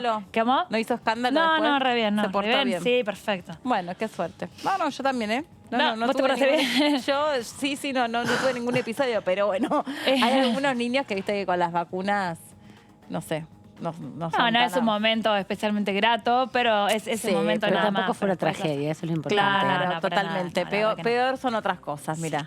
Mirá, nena, peor son otras cosas. Bueno, es una buena noticia y nos alegramos por eso. Y también porque compartimos esta noticia económica, porque en definitiva todavía estamos esperando que se debata el presupuesto 2022, este plan económico plurianual del cual, que ya me aprendí el nombre, que al principio me salió un trabalenguas, como el nombre del príncipe, que al principio no se sabía muy bien a qué venía cuento, qué significaba, y ahora también empezamos a escuchar un poco más de esta cuestión. Y estos 4 o 5 proyectos de ley que empiezan a circular, que empiezan a escucharse, que son proyectos que tienden por objetivo justamente reactivar la economía, generar ingreso de divisas, reactivar distintos sectores. Hace un rato hablábamos, Dani, del cáñamo industrial y del cannabis como una actividad muy nueva, muy promisoria en términos de capacidad de generación de empleo y también de ingreso de divisas. Hablaban incluso de armar una marca argentina del cáñamo industrial y el cannabis medicinal que pudiera potenciar a nuestro país como un exportador de estos bienes. Amanda decía que las particularidades de los distintos suelos argentinos son favorecedores para que se pueda cultivar esta planta. Sí, porque no requiere una inversión muy grande ni de agrotóxicos, ni de insecticidas, no requiere tanta agua. Son plantas, además, que crecen en un suelo donde haya mucho sol y mucho clima lo más cálido posible, pero no son plantas que requieran un trabajo muy específico en términos para su desarrollo. No pensemos que, por ejemplo, los productos como la soja, como el maíz, como el trigo, que requieren muchas veces también de productos complementarios para su mejor calidad de producto, porque sobre todo son productos comestibles o algunos también para la industria de los combustibles. El cáñamo industrial, como además tiene un componente que tiene que ver con una materia prima para otro tipo de producciones, no requiere tampoco tanto producto complementario, no es fácil de cultivar y crece. Bueno, esto puede ser uno de los temas que esté en esta sesión que estamos esperando, ¿no? Qué ilusas que son ustedes. Me gusta que esperen una sesión, pero no sé si va a pasar. No va a haber. Bueno, ¿vos decís que sí? No, bueno, es uno de los temas que podría ser en una sesión así de temas que no tienen que ver con presupuesto, por ahí, no sé, los que se está hablando. También ya se está empezando a organizar extraordinarias al mismo tiempo. Eso entonces puede ser también eso puede pasar al trabajo. A ver, la idea es ordenar en diciembre lo que sea urgente, lo que es el presupuesto y este plan plurianual para que va a llevar su trabajo, creo que se va a llevar todo diciembre, porque en el pase de las 2 cámaras seguramente, y pensar en una agenda económica a partir de enero, bueno, a ver cómo se organiza, pensarlo como un paquete de reactivación, un montón de propuestas para ver si el 2022 Argentina finalmente pega el salto. Bueno, Dani, como vos sos la que más energía de sobra tenés, te vamos a escuchar porque trajiste un tema. No, traje un tema muy difícil porque pensé que iba a estar Eduardo para ayudarme. No, porque son temas que seguramente me va a dar una mano desde el manejo bursátil, dije yo. Porque es criptomoneda, es un tema de criptomonedas que no es sencillo. No. En realidad, bueno, es un proyecto que del diputado Ezequiel Fernández Langan, que es del PRO. Me interesó porque Empieza a ver, ya sabemos, la sociedad empieza a tratar temas, empiezan a surgir cosas y el Congreso siempre va un poquito atrás. Claro, obvio. O cuando está consolidada una tendencia o cuando hay un movimiento, una situación, bueno, de ahí es como se comienza a trabajar. Entonces, me llamó la atención ver el tema criptominería, energías renovables y zonas frías. Criptominería. No, es muy... Cosa que nunca había escuchado esta ¿Viste? palabra. Bueno, criptominería, ¿sabes lo que es minar? ¿Las criptomonedas? Sí. Bueno. Tiene que ver con eso. Tiene que ver con eso. Con cultivar las criptomonedas. Cultivar las criptomonedas, el otro día, por ejemplo, mira, te vas a sorprender. Hay una bodega, un vino que es producción de la criptomoneda. Ah, mira. O sea, la criptoproducción de la criptominería, ponele. La criptominería. Mira, bueno, está claro, surgiendo. todo generado con esos recursos. Sí. Bueno, es un tema que hoy por hoy es un agujero legal. Por supuesto. Es un agujero legal y tampoco muchas todo el personas mundo, ¿no? Digamos. en todo el mundo. Entonces, por eso no confían mucho en esta entonces manera de encontrar la vuelta a algo que ya está muy difundido. Hacerlo legal, hacerlo y fomentarlo desde este proyecto, por ejemplo. Fomentar el desarrollo sustentable de la industria de la criptominería, generar información de base para el desarrollo e implementación de políticas públicas y la promoción de buenas prácticas profesionales y tecnológicas. Ahí eso es lo que estábamos hablando, buenas prácticas profesionales, digamos. Ir desde lo legal, incorporarlo al circuito, desde lo que está bien hacer y no, porque, bueno, son maniobras para elevación o para saltar algunos ejes financieros dentro de lo que está legal.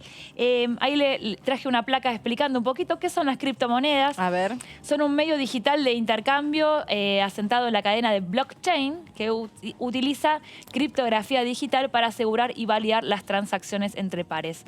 Es algo, no es tangible, no te puedo entregar una criptomoneda en la mano, es un sistema tecnológico que a través del uso en conjunto es como se valida su valor. Su valor, claro, Sí. que existe, Lo que pasa es que a diferencia de las monedas, que todos conocemos, los billetes de cada país tienen un respaldo en general del Banco Central de cada país, ¿no? Que dice, bueno, esta moneda está respaldada por toda esta inversión, por toda esta capacidad productiva, por toda esta capacidad laboral. Es lo que en definitiva le da peso específico a las monedas y lo que nos pasa a nosotros cuando se devalúa el peso argentino, ¿no? El respaldo es menor del que se produce en determinado valor. Acá no está eso y es parte también de la incógnita, ¿no? Exacto, pero también esa la difusión y la utilización a nivel global y de ciertas, porque hay distintas criptomonedas, hay algunas que están más difundidas, hay algunas que son más iniciales, las que ya están consolidadas, bueno, esas como que se le da cierta validez o cierta seguridad. ¿Qué es la criptominería? Es el proceso en el cual, mediante la utilización de la potencia informática, se procesan transacciones, se resuelven operaciones matemáticas y se agregan nuevos registros a la cadena blockchain. Bueno, es como se dicen granjas, ¿no? Acá me parece que la compañera... Sí, se dicen granjas de criptomonedas. Granjas de criptomonedas, Sí. exactamente. Que donde se producen, donde van creciendo. Caminando esas... Donde crecen. Exactamente, esas... Y se les va poniendo valor, en definitiva, se las va respaldando. Se las va respaldando, exacto, que requieren unos equipos enormes, súper sólidos, y por eso habla, mire, todo tiene que ver en el Congreso, zonas frías, donde se requiere de mucho uso de energía. Y además de que sean zonas frías porque es algo que genera un calor y un trabajo tecnológico muy importante, entonces tratar de ir combinando todo eso. Wow, el proyecto propone la creación de un Fondo Nacional para la adquisición de hardware de criptominería, todo lo duro, ¿no? Eso que los equipos... la aparatología. Se considerarán zonas prioritarias para el desarrollo de la criptominería, aquellas denominadas zonas frías, y el monto presupuestario mínimo que prevé este proyecto es 800 millones de pesos. Ahí en el proyecto y en sus fundamentos cuenta un poco cómo es esta nueva tendencia y qué es lo necesario para poder avanzar. Entonces, ¿de dónde va a salir ese dinero? Ahí está detallado también, grabando algunas ganancias que se van obteniendo y bueno, y darle impulso desde el Estado a la compra de ese hardware para poder trabajar. Va a ser difícil, es un proyecto complejo Muy porque complejo. como no está legislado, Internet tiene esa definición. No, y es intangible. Y eso es lo que lo vuelve... Es difícil legislar sobre lo intangible. Sí, y también porque hay una tensión mundial en torno al impacto que tiene esto en las economías poco formalizadas Y o con complejos la procesos. contracara o lo que se sospecha es el lavado de activos. Sí, frente sin a este duda, tipo de sin duda. actividades. Eso es uno de los principales problemas de la economía de este siglo, digamos, de este tiempo, que es cómo generar mecanismos para que no se fueguen los capitales, se escondan esos capitales y no paguen impuestos. Bueno, muchachas, vamos a conocer a una diputada electa que estuvo visitando los estudios de DTV. Los vamos bautizando en el estudio de DTV antes de que vayan a la sesión del 7 de diciembre. Es la diputada electa Mónica Litza del Frente de Todos por la Ciudad de Buenos Aires y así participaba aquí más temprano en DTV. Tiene que haber una política también de docencia, ¿no? Ajá. Respecto de eso, que yo creo que estamos en una nueva era en cuanto al tema del cuidado del ambiente, porque los líderes y las lideresas mundiales han tomado nota del cambio climático y se han reunido hace muy poco tiempo en Roma, en el G20 de cambio climático.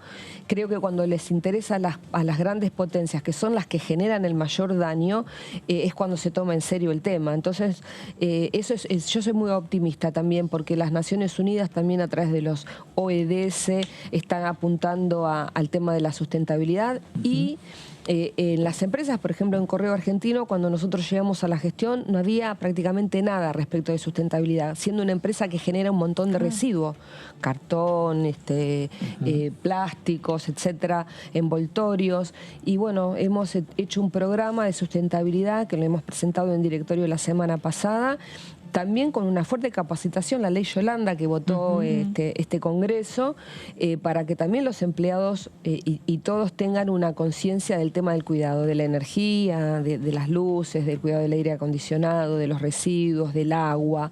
Yo creo que estamos en una era que nos va a permitir en la Argentina avanzar hacia eso que vos decís, que realmente sea efectivo. Separamos la basura, pero que el camión no la junte, sino que sepamos que va a un lugar donde realmente se recicla. Bueno, y de la diputada electa nos vamos a otra diputada que ya es de la casa, con la que hemos conversado mucho y que ya está con nosotros. Hoy tenemos, les digo, mucha presencialidad, por suerte. La diputada Muchos diputados dando vueltas en la zona de Congreso. Eso claro, también. Claudia Márquez. Hola, diputada, ¿cómo va? Bien, buenas tardes. Buenas ¿Cómo les va a ustedes? Muy bien. Nosotros valoramos mucho la presencialidad. Me imagino que ustedes también. También, sí. Sí, la verdad que sí. Vernos a los ojos, compartir. No se puede reemplazar con nada. No, es verdad. La tecnología ha ayudado a cortar distancias, a generar mayor flujo de trabajo, pero no ha sido lo mismo, sin lugar a dudas. No, sin dudas ha acercado y acortado distancias en un momento complicado en el que no se podía estar de frente a frente, pero bueno, no cambia la presencialidad en ese sentido. El poder tomar la información toda, lo que decimos, la que inspiramos con nuestros movimientos, la que compartir, bueno, eso no tiene reemplazo. ¿Y esta es su primera experiencia en el Parlamento? Sí. Mi primera experiencia como diputada y llegué y vino la pandemia. Venía con mi cajita de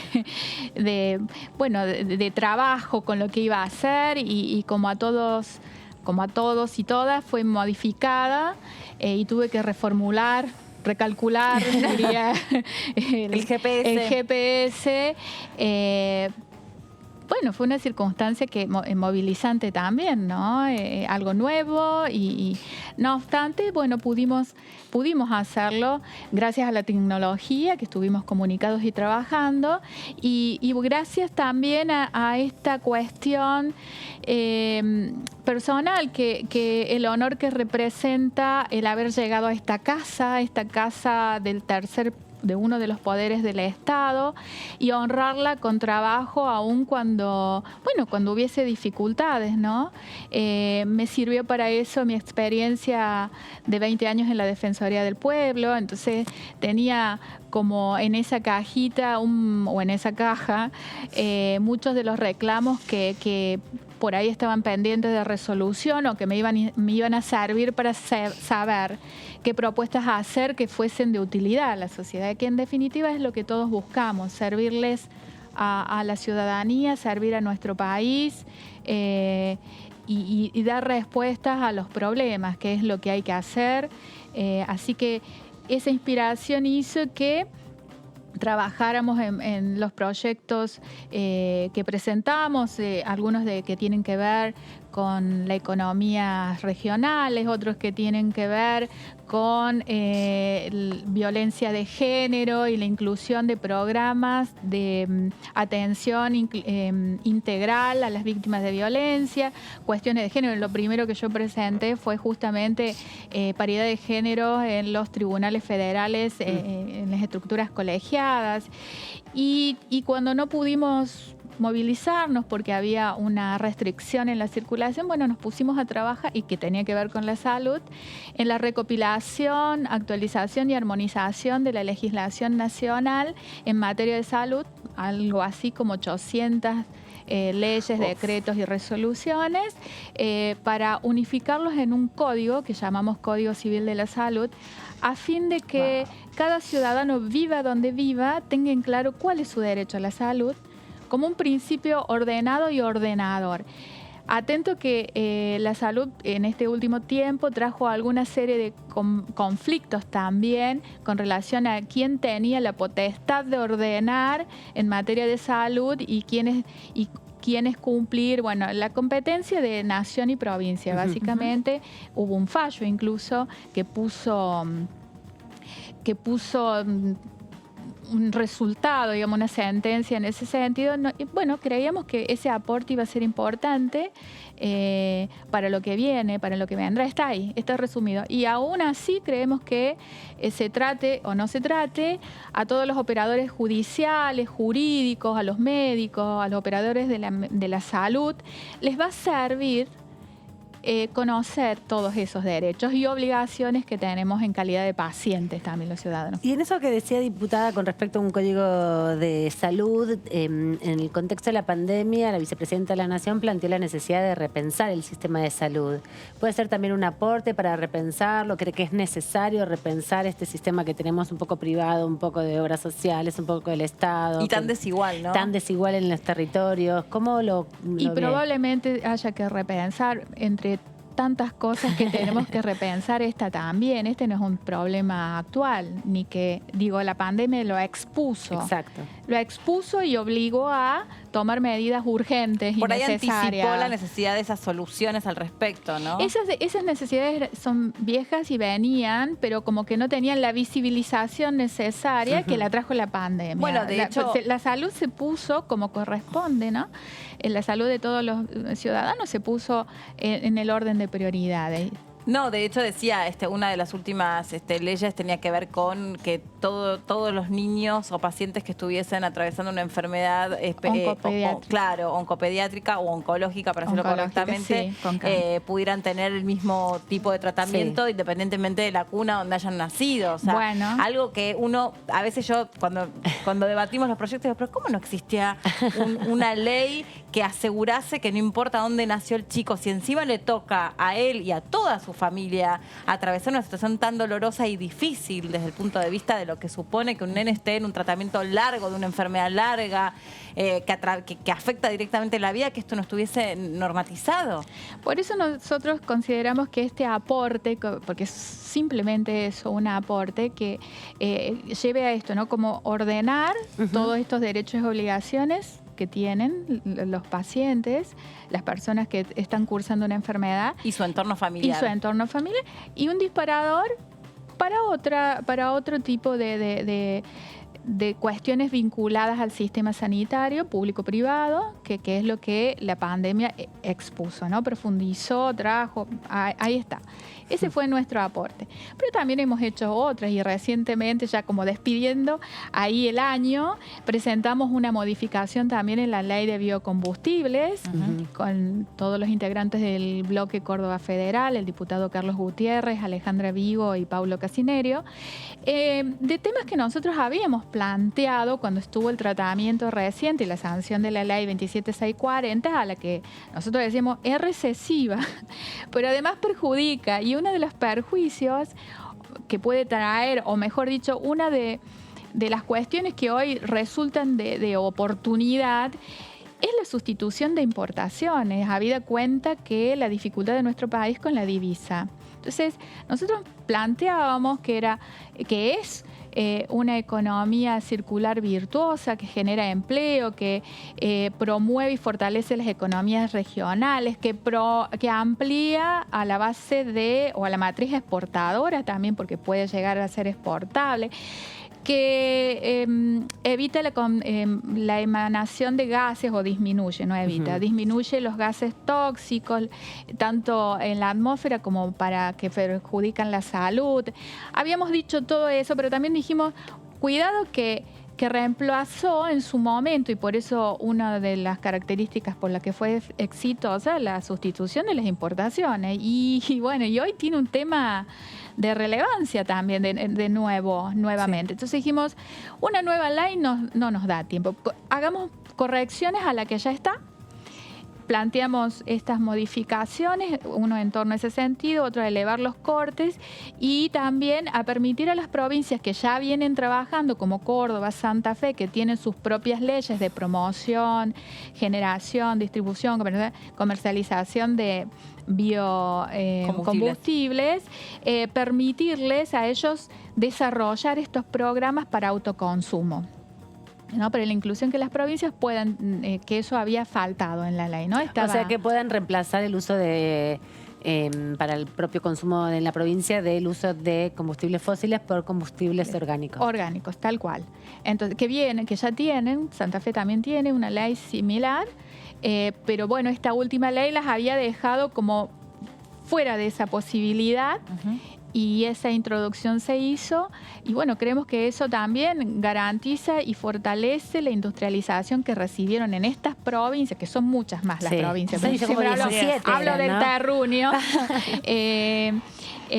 Bueno, estas actividades, esas inversiones. Así que seguimos proponiendo y peleándola a fines de que, bueno, que esta patria y en su diversidad y en su integración territorial de norte a sur, de este a oeste, encuentre un equilibrio y resuelva básicamente los problemas de la sociedad, que para eso hemos venido. Diputada, ahí recién mencionaba Alejandra Vigo. Alejandra Vigo se va al Senado. ¿Cómo va a quedar el bloque Córdoba Federal? ¿Ya tienen autoridades? ¿Tienen pensado a ver cómo van a confluir por ahí con algunas fuerzas provinciales? ¿Tienen algo trabajado sobre los próximos 2 años? Todo esto es lo que se está conversando en estos momentos, la integración del bloque. Por supuesto, entiendo que la presidencia va a mantenerse para el diputado Carlos Gutiérrez, por lo menos no veo modificaciones en ello. ¿Cuántos integrantes van a ser ahora? 3. Y la integración del interbloque, bueno, se está dialogando en la nueva conformación, además del reemplazo, digamos, de diputados con los nuevos diputados ingresantes, de los que ya están. Así que están en estos próximos días va a haber definiciones. Pero ¿qué posibilidad, a ver, en qué, del 0 al 100%, qué posibilidades de, bueno, por ahí continuar con algo similar como lo que se venía trabajando? Sí, algo un poquito federal. Integrado, federal. Integrar con otros bloques de provincias o de partidos que no son mayoritarios en un ámbito particular. Sí, eso es lo que... Diputada, usted integra la Comisión de Familia, Niñez y Juventudes, entre otras. Le quiero consultar sobre este caso horroroso de la provincia de La Pampa, donde el padre de la criatura asesinada por la madre y por la pareja de la madre aparentemente había hecho todo lo posible para quedarse con el chico en su guarda. La madre, tengo entendido que había hecho contradenuncias con el padre. O sea, en ese caso siempre parece que las instituciones por algún motivo dejan abandonados a los niños, en este caso en manos de 2 asesinas. Tremendo, es dramático lo que pasó y lo que se va conociendo del caso, pero había, qué sé yo, desde exposiciones en redes sociales contando lo que le iban a hacer al nene, las mismas marcas que el nene exhibía, lo que el padre venía reclamando. ¿No es una deuda pendiente de todo lo que pasa respecto de las violencias contra los chicos y las violencias vinculadas, ¿no? Porque en este caso es un crimen que reúne todo lo más brutal que puede reunir contra un chiquito? Sí, tal cual. Vos lo dijiste, la palabra es horrenda, horrible. Esto Esto es lo que la sociedad no puede permitir. Los niños, los hijos son de quien sean, son nuestros hijos como sociedad, de todo adulto. Digo esto porque cuando cambió el sistema, pasó a un sistema integral de promoción, protección, y habla de sistema. Y eso, cuando se habla de sistema, en realidad pareciera fuente ovejuna, es de todos y nadie lo toma. Por supuesto que la responsabilidad del Estado no está diciendo que no, tiene su responsabilidad también en la articulación, en la propia intervención.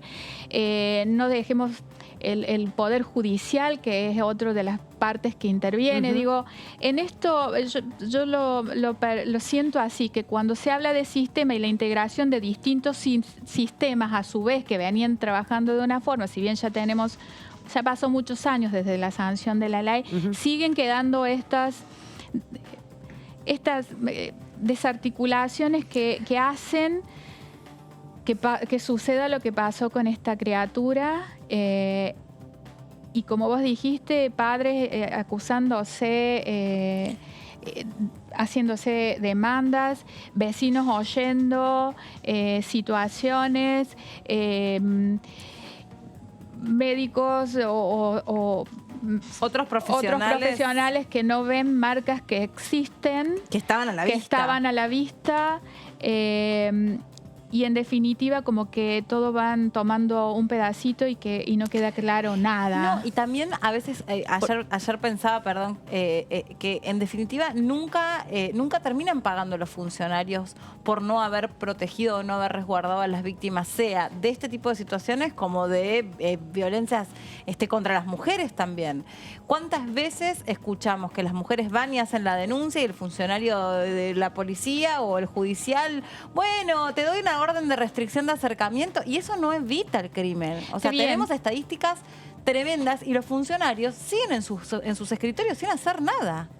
Pero en el caso de niñez particular, entiendo lo que decís, pero en el caso de niñez, la responsabilidad primaria es familiar. Digo, tenemos un papá, una mamá, y esto que voy a decir lo digo como adulta, madre. Quizás en ese caso la falta de información, de ignorancia, o como vos decís, una actuación adecuada llevó a esta situación. Los padres no perdemos nuestra responsabilidad parental sobre nuestros hijos, aunque nuestros hijos vivan con el otro progenitor. De la familia, sí. Y hay un entorno familiar, digo esto también porque es como que bueno, yo pensaba y me daba cuenta, pero no hacía nada porque no me autorizaban. ¿Quién no me autoriza? Digo, esto también hay que decirlo. Por supuesto que hay responsabilidades y no las funcionarias y de los funcionarios, y el Estado tiene que organizar esto. Pero hay una cuestión, y sobre todo cuando hay niños, y yo en general hablo, cuando hay discusiones maritales o de progenitores, que los niños quedan en el medio de esas discusiones y la familia también queda atrapada de esas divisiones. La justicia puede haber tomado una resolución, la CENAS puede haber tomado una resolución, pero no se pierde nunca la responsabilidad parental. Y en ese sentido preguntarle, ¿no? Con esto que decía Melina del rol del Estado, la demora en la designación de Defensoría de las Infancias, que haya una Secretaría de Infancias que no tenga un rol tan protagónico, que tenga tan pocos recursos, o que no tenga un nivel de ministerio, de poder trascender esa instancia de menorizar a los menores. ¿Es una deuda que tiene la democracia argentina? ¿Es una necesidad en este tiempo? ¿Este caso expresa esas necesidades de repensar? Sí, en realidad, si hablamos de deuda, ya no hay tiempo para enmendar esas deudas. Es decir, por eso digo, estos sistemas, que es un sistema, y vuelvo a eso, ¿no? Donde nadie está excluido, y ni de la responsabilidad ni de los padres, ni de la familia, ni de ningún adulto, porque esa es nuestra responsabilidad como adultos dentro de una sociedad, es proteger a un niño. Vemos que está en situación de riesgo, hacer la denuncia, pedir la intervención. No es que uno tenga que intervenir directamente, pero hacerlo.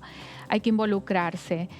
Son nuestros niños, son nuestros hijos, es el hijo de cualquiera de nosotras o de nosotros. Entonces, eso por una parte. Y estos sistemas han quedado como con dificultades en las maneras de intervenir, los procedimientos. Todas estas modificaciones se hicieron para que los procedimientos sean expeditos, que sean rápidos, que resuelvan, pero que tampoco queden ahí. Es decir, resuelvo, pero tengo que seguir tratando con la promoción familiar, con todas las herramientas de las que vos. Por ahí sigue habiendo dificultades, pero la verdad que no nos queda más tiempo en ese sentido.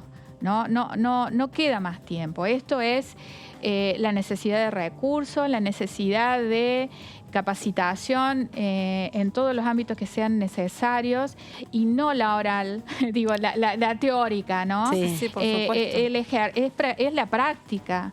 La práctica, ¿cómo hacemos para resolver esto? ¿Cómo hacemos en la escucha activa de los niños? Aunque tengan 5 años o no se expresen. No hay cámara Gesell en todo el país casi.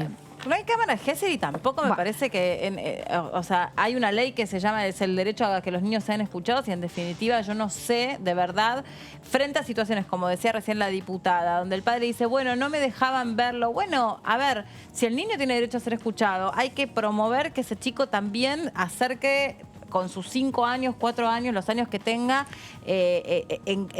lamentablemente lo digo, en carne propia, cuál es la situación por la que está viviendo. Y para eso hay profesionales. Lo que pasa es que también digo, ¿quién lo regula? ¿Quién lo difunde? Bueno, ¿Quién está el abogado asesora? de la infancia de cada uno de los niños, pero tampoco están difundidos en todo el país, ¿no? Tampoco hay cámara Gesell en todo el país, entonces hay mucha desigualdad. No puedo ni entender ni permitir y me enoja que en definitiva ese chico ya no está y es responsabilidad de, como dice la diputada, es responsabilidad de todos. Toda la sociedad. Pues mucha gente miró para otro lado. Si sos vecino y escuchás que le están pegando, o sea, porque los vecinos ahora dicen, sí, nosotros escuchábamos las torturas. Flaco, andá y hacer la denuncia a algún lado. Que incluso es de carácter anónima, es decir, puedo llamarte. Y esto es importante para la gente que decide involucrarse cuando hay este tipo de situaciones. Uno llama, avisa, pero tiene que tener la mejor precisión posible para identificar el lugar, porque tampoco dice, ay, siento un niño llorar, ¿y dónde? Bueno, digo, esto requiere compromiso de los adultos y de todos y todas nosotros. Bueno, a ver, ¿cómo puedo ayudar? Dirección aproximada, dato que tenga, se llama. Eso hace que sea más eficiente la denuncia. A veces se hace, la gente de buena fe llama y dice, bueno, siento que están lastimando a un niño. ¿Y dónde? Bueno, no sé, y más algún dato que permite identificar, es posible que de la manera más precisa que se pueda. Eso también hace efecto. A veces esas denuncias quedan ahí. Claro. Quedan porque no está determinado el lugar, no está determinado que puede identificar. A veces también pasa eso. Pero sin ningún lugar a duda, nosotros no podemos permitir que el maltrato infantil continúe. No hay situaciones privadas en la vida de puertas adentro, como se dijo, la violencia incluso hacia las mujeres no es una cuestión privada, es pública, es una cuestión social a la que nosotros... Que ocurre o que se aprovecha de un escenario privado, pero todo tenemos que llevarlo a la escena pública y hacernos cargo de eso. Y hacer la denuncia, y igual haciendo en los casos cuando escuchamos violencia hacia una mujer, no necesitamos ser ni familiar ni pareja, hacemos la denuncia, determinamos, todos estamos involucrados contra la erradicación de la violencia y por supuesto ni qué hablar cuando es un niño y una niña. ¿Hay algún trabajo, algún avance a nivel parlamentario? Porque siempre quedan algunos agujeros para cubrir o áreas que no están tratadas. ¿Hay algún trabajo en particular desde el Congreso? Los recursos están, digamos, desde el punto de vista legislativo de las herramientas. Lo que queda a veces, que yo he visto de nuevo en mi experiencia en la Defensoría, es la articulación incluso en los 3 estados. Porque tenemos estado municipal, provincial y nacional con concurrencia.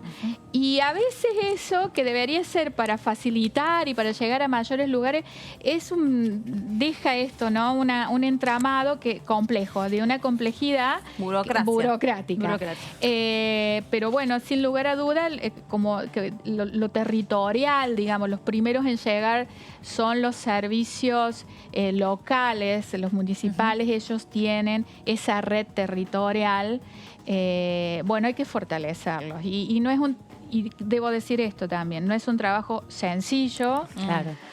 No es un a veces esos trabajos no están remunerados acorde a la tarea que hacen, están... bueno, es una problemática también para... Dios. Sí, durante la pandemia se presentaron varios proyectos de distintos diputados y diputadas que tenían que ver con reconocer el trabajo comunitario, no solo de las cuidadoras, sino también de los centros comunitarios, de las trabajadoras de centros comunitarios, porque son un dispositivo social para abordar estos temas.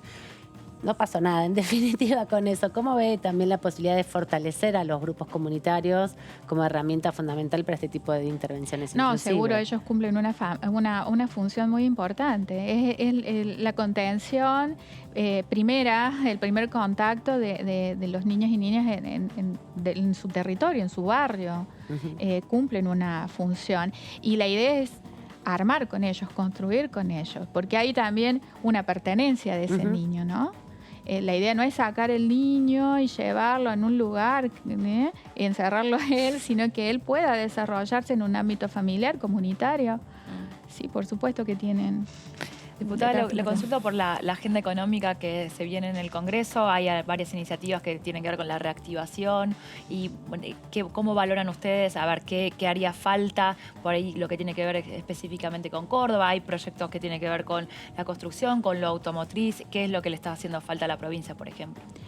Bueno, en general la reactivación es necesaria en todo el país. La recuperación ha dado pasos, pero necesitamos trabajar y fortalecerla en ese sentido. Y Córdoba, a pesar de la pandemia, se mantuvo activa, no paró.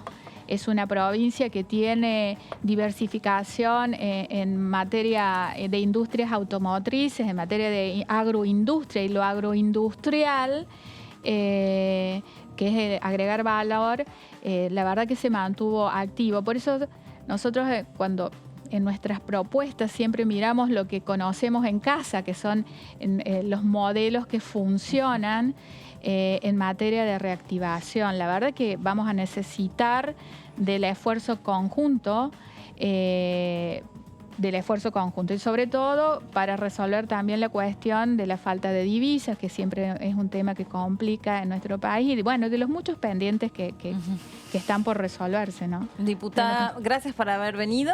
Quedan algunos días todavía de mandato vigente. ¿Cómo sigue su vida brevemente? Bueno, déjame contar una cosa, gracias a ustedes. Hoy, en la última sesión, nosotros habíamos traído, el bloque de Córdoba Federal había traído una estatuilla del curita gaucho, del cura Brochero, que hoy pudimos hacer entrega al Departamento de Cultura, al director de Cultura, porque más allá que Brochero ha sido santo, ha declarado santo, es el primer santo nacido y muerto en Argentina, él fue reconocido por su vida ejemplar como modelo de ciudadano. Esto que estamos hablando, se involucró en la problemática de su época, estábamos hablando del 1800, sobre todo con las mujeres que estaban sometidas, las mujeres y el desarrollo de la gente, la promoción de la gente. Entonces es considerado un modelo de ciudadano, un modelo de sacerdote, es un cura santo y prócer argentino. Entonces, en reconocimiento de esa labor, hoy lo dejamos